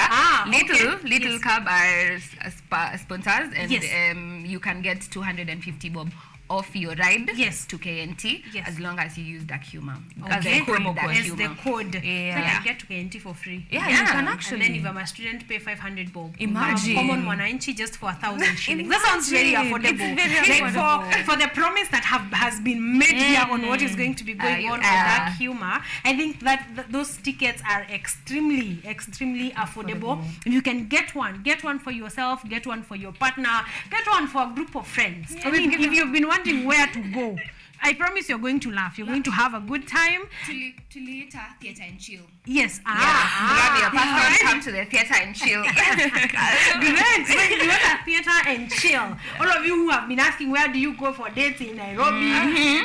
The form. Dark humor is the formation of where you should be. So we have said 500, 1,000 if you do advance tickets, a couple tickets for 1,600. Yeah. So each of you gets 200 bob off. You and the popcorn, soda. Okay. You know. And it's happening on the 1st and 2nd of April. And I don't think I have mentioned. Yes, the dates are 1st and 2nd of April. So what better way to open your month? Yeah. Okay. Than come to Hall of Fame and have an enjoy. Yes, do not be fooled. Do not be fooled. I see you guys. I am seeing you guys having a hard time because mtu anasema nimekubaya ticket alafu unapata haijanunuliwa. Please get your ticket. And the time, by the way. Yes. The time itakuwa 3. We have 4 shows on Saturday and Sunday. So on Saturday we have from 3 to 6. Yes. And then the next show is from 6 p.m. to 8 p.m. Yes. And that's the same on Sunday from 3 p.m. to 6 p.m. and from 6 p.m. to 8 p.m. Yes, which provides flexibility. Yeah. So that means unaweza toka job on Saturday or Sunday uende mapema if you have some time. So 3 p.m. and 6 p.m. We are going to be repeating this on our art calendar segment. So worry not, okay? Worry not. We're going to be repeating all these details so that you make sure that you have gotten your ticket and enjoyed the show that is, dark humor. Are we getting a ticket? Tuongelesheni vizuri. Itabidi tuongelesha vizuri. I'm already offering to come to Hall of Fame. Yes, pure talent. Not sure we can act, but we are going to be looking into that. We try. I want us to get at least a ticket for our audience. Mostly we are looking forward to someone who will actually have gotten a ticket. So tunataka mtu anunue ticket alafu tumpatie ingine. So we are going to be talking about that. Yes, if you give me a ticket, we're going to look for someone, say Karen plus her person. Anunue ticket moja, apatiwe moja. Okay. So see that sounds like a good compromise. Yes, like Thank you. To hii conversation. Thank you. We want to wrap up. Time is not on our side. So I want to know what next after dark humor. Our calendar for the year. Our next play is on the 1st and 2nd of July, and then I think August or September. It's September, and then in November. So we are expecting much more from Hall of Fame. By the time this year is done, tutakuwa na titles more and more and more titles to come to. So just keep it Hall of Fame and more awards. And more awards. Please, more awards. The ones that you guys put in deserve. It does. They deserve awards. So we are looking forward to all of that. So social media handles for Hall of Fame, number 1, alafu your personal, because you're the ones who came here. Also give us your social media handles. You're someone who cannot find Hall of Fame can find Washeke or Nyambura and you can be able to connect to Hall of Fame. Yes. Okay, so personal. Danza na personal. Yes. As you should. Yes. As you should. So my personal handles, I'm on Instagram and tunatumia Snapchat. Zote, tupatie tu zote. Sawa basi. Yes. Na WhatsApp 0701. Anyway, my personal social handle on IG is _.sheke. Sheke is CEKE. So that's on Instagram. I'm not on TikTok. Snapchat, same. Tafuta tu Sheke. CEKE on Snapchat. As simple as that. But for Hall of Fame Entertainment, utatupata kwa website www.halloffameentertainment.co.ke. That is where you find all your actors and that's where you find everything about us. Kama unataka kulearn more about us, that's where our bio is, everything. And that's how you can get your tickets. And on our social media handles, all of them, Hall of Fame Entertainment. Yes, Hall of Fame Entertainment across the board. Yes. Mine is Nyambura _Mwangi. Nyambura across the board. So anywhere we look, Nyambura _Mwangi. I'm doing this because I verify they are on there. I promise. Oops. Yes, they are on there. Someone might be thinking, how are to Koshua? So they are on there. So just look for them. They will direct you to Hall of Fame or easier. Just look for Hall of Fame across across the board. Facebook, Yeah, you'll get us. Instagram, Yeah. YouTube, website. Oh, yeah, we have Look YouTube. for- We have Yes, YouTube. look for Hall of Fame and you're going to be getting maximum entertainment. Yeah. All right. So thank you so much, you guys, for coming here, for coming out here. I believe you've had a good, nice, wholesome conversation. Yeah, we have. We are grateful to have you guys, and we are definitely going to be coming back for Dark Humor. We Yes, want we to will. come to the 1st and 2nd of April. Yeah. Ukikuwa fooled, you can get the ticket for the 2nd of April. And I'm kuja na birthday presents. My birthday is literally the day after the show. Wow. Yes. Okay. So Nyambura also, if you are a friend of Nyambura, unataka to, to get your good graces with Nyambura, let's I'm get her excited. something, and doesn't then mind. exactly, she does not really Buy tickets. Yes, she does not mind. Such You a guys good gift. want Buy to give tickets. a shout out to someone? I want to shout out to everyone from Hall of Fame. Yes. Yeah. Wow. I want to shout out to my brother. I know he's watching. That man is very supportive. Thank you, Miano. Aki kama watch. I don't know. Like you ameniambia na watch. So shout out to my brother Miano, and I know my family is watching. Definitely my mom and dad. Yes. Back home. Yes. Yeah.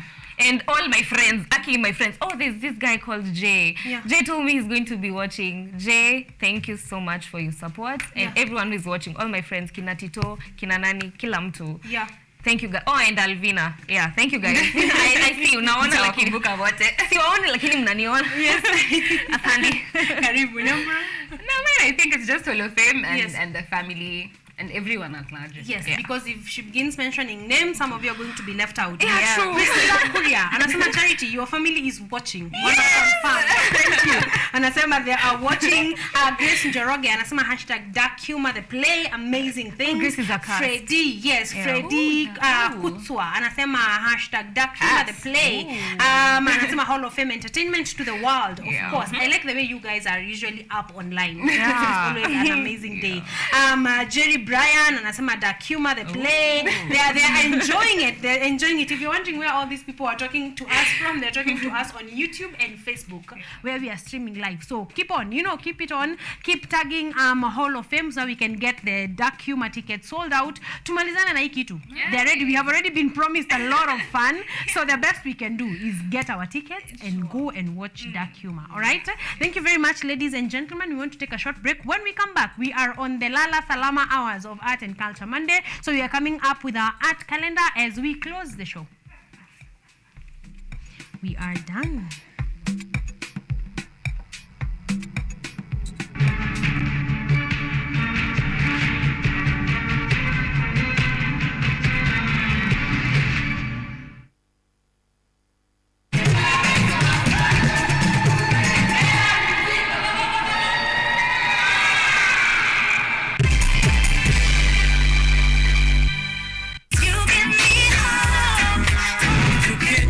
This is my jam down.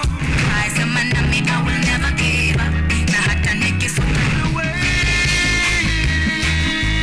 Show me something. Everybody wanna feel like me. You're just like a river. Real thing, if I never mama, I wouldn't believe it. Tell me when I say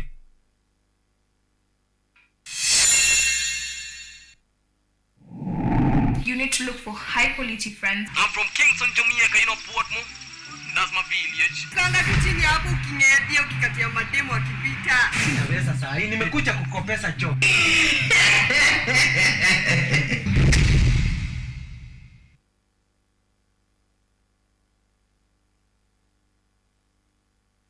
I'm the founder of Arduino Kenya. Arduino Kenya, the name comes from the board which I usually use, Arduino Uno. In Oasis Madare, I've been training students on how to come up with projects using Arduino and Raspberry Pi. This is an app I've made myself. So you can change even the scrolling speed, you can reduce the speed. In this field of Arduino, I've been also able to make games. Instead of using manual switches, I'm using the touch sensor. You just need to touch the sensor, then the lights will be either on or off.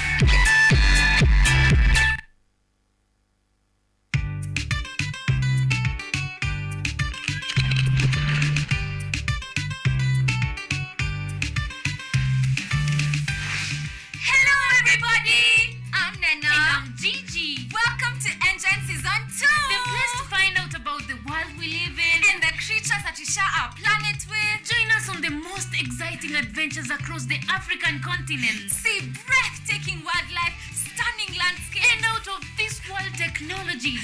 Meet incredible scientists and learn fantastic facts. Explore, discover, be amazed. Be part of the next generation of African change makers. Be a part of Engine, Africa's #1 science discovery program. Yay!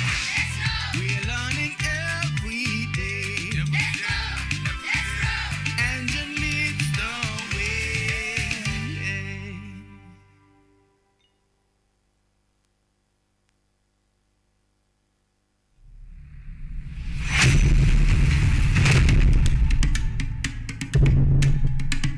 Kipindi hewani ni mitindo ya kipwani.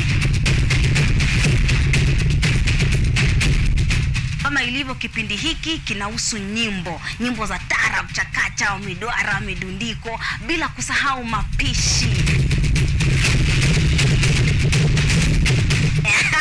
Ambao ndio uti wa mgongo wa pwani ya Afrika Mashariki. Jamani swaibu zangu mliopo maskani, hatuonani wenzangu, najua mwanitamani. Hapa KUTV, nahodha mwendesha chombo cha baharini, yani ua linalonukia na kuvutia waridi tamu.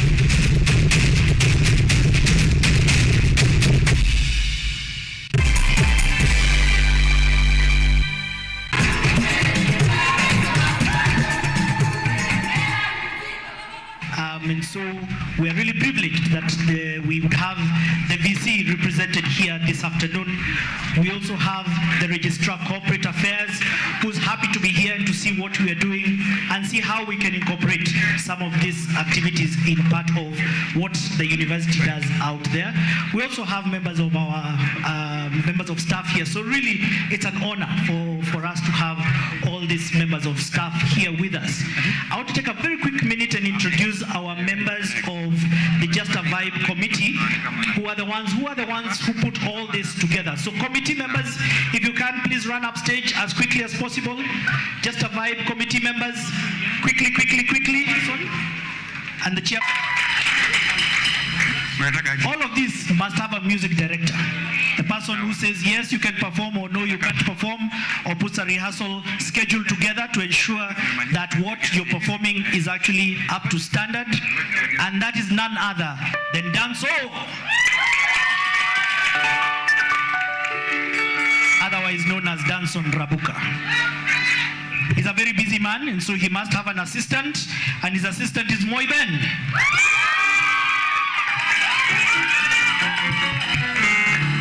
All the performances here are actually performed by a live band, and the live band must have a director, and so the director here is Sean.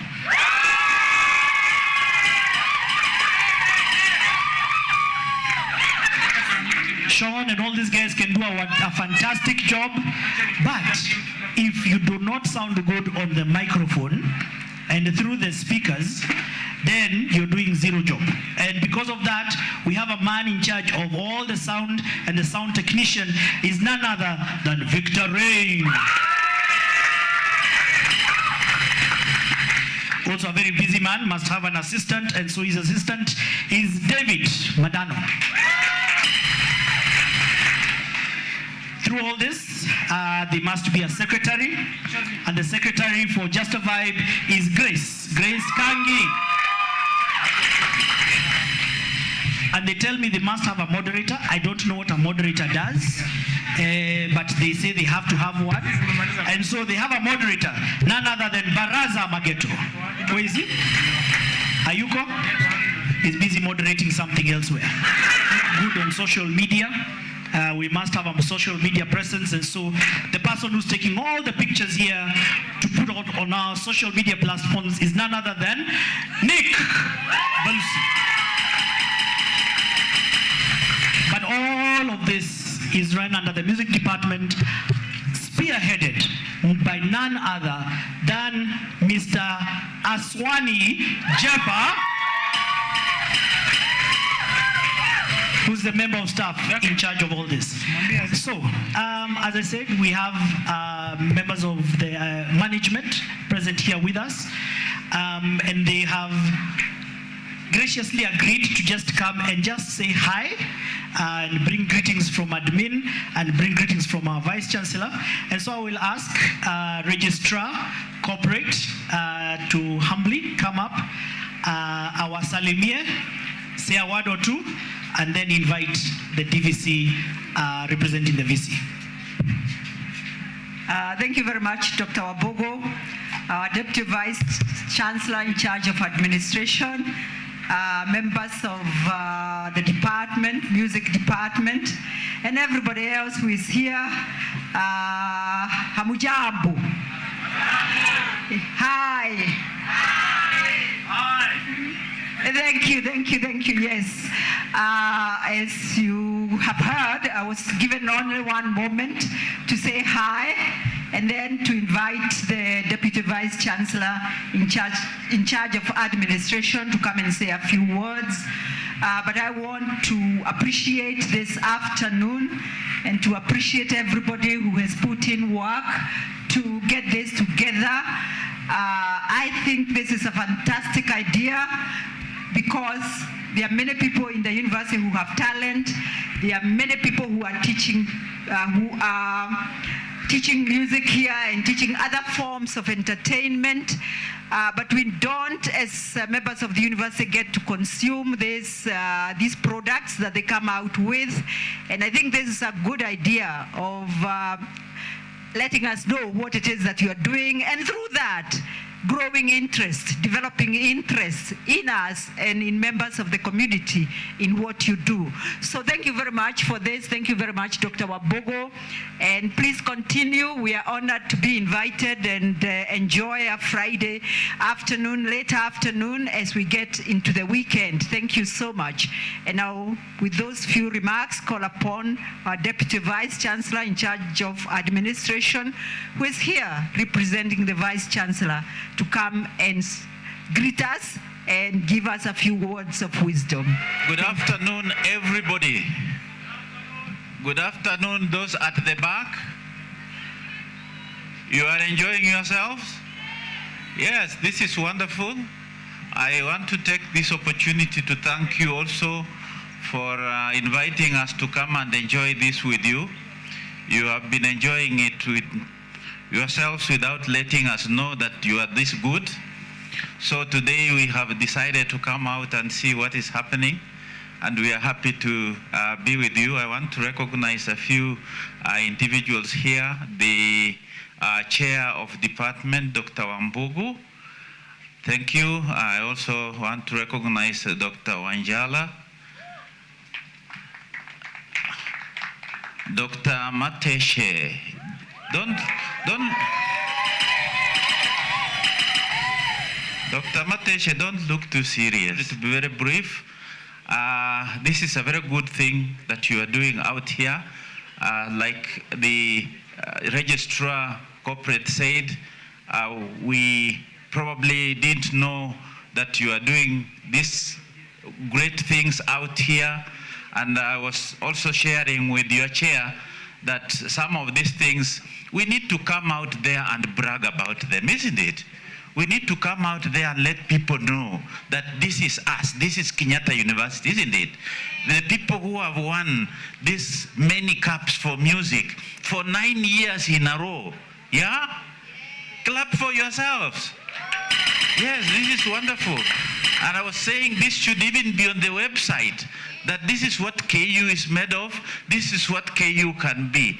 And when I saw the orchestra here and how they were playing, I said, well, this is just as good as any other in the Western countries, isn't it?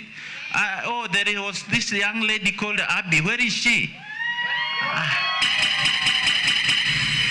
That is a star, isn't it? Yes, that is a star. Then there was Victor with his flute. Victor, where is the Victor? They are all disappeared. Yes, this is the young talent that we want to nurture, isn't it? So we have come out here to celebrate with you, to be happy together with you. When you have another one, we'll probably come up out here again and be with you. So feel free, feel happy, and happy weekend to everybody.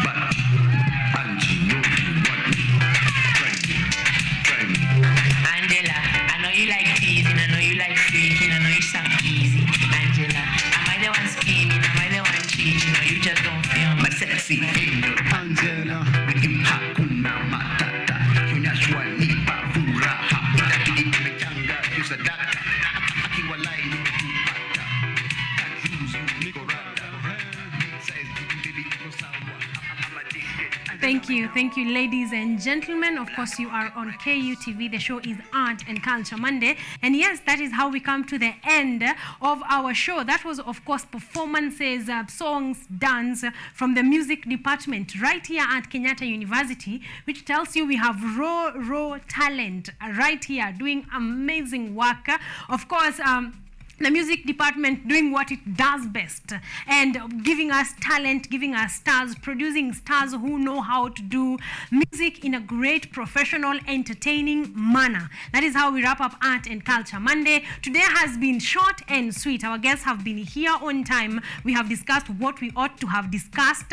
We have, of course, done live act, and then we have gone on to the play that is Dark Humor, that I'm expecting you to get your ticket for just 1,000 bob for single tickets for the 1st and 2nd of April from Hall of Fame Entertainment.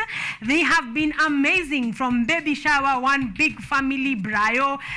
None of their plays disappoint, and I do not think Dark Humor will. So please go get your ticket and go enjoy an amazing show. But that has been it from Art and Culture Monday. Thank you for your comments, for your being here, for your having a great time, communicating, talking to me. I'm having a great time with the guests that we have hosted. It's always a pleasure to have you guys and to read your feedback and to know that I'm not just here speaking to cameras, that you're here, you're watching, you're listening, you're participating. And for that, I say thank you very much. Also, thank you, of course, to the team that has made this possible, from our director and producer, Mr. Ryan Ngure, and of course from all our floor people, cameramen, camera ladies back at the gallery. Thank you very much for your participation. It's been a pleasure and an honor. You are the perfection of this show. So asanteni sana, and thank you all of you guys for watching. Name. We just wanted people to come and enjoy themselves, to come and showcase their talent on diverse genres. Tutazama ama anaingia kwa sasa katika huu ukumbi, unaweza kumwambia nini? I'd like to first of all welcome you here. Thank you for joining us. Thank you for being part of our audience. We are really, really, really grateful. You have made this show look successful.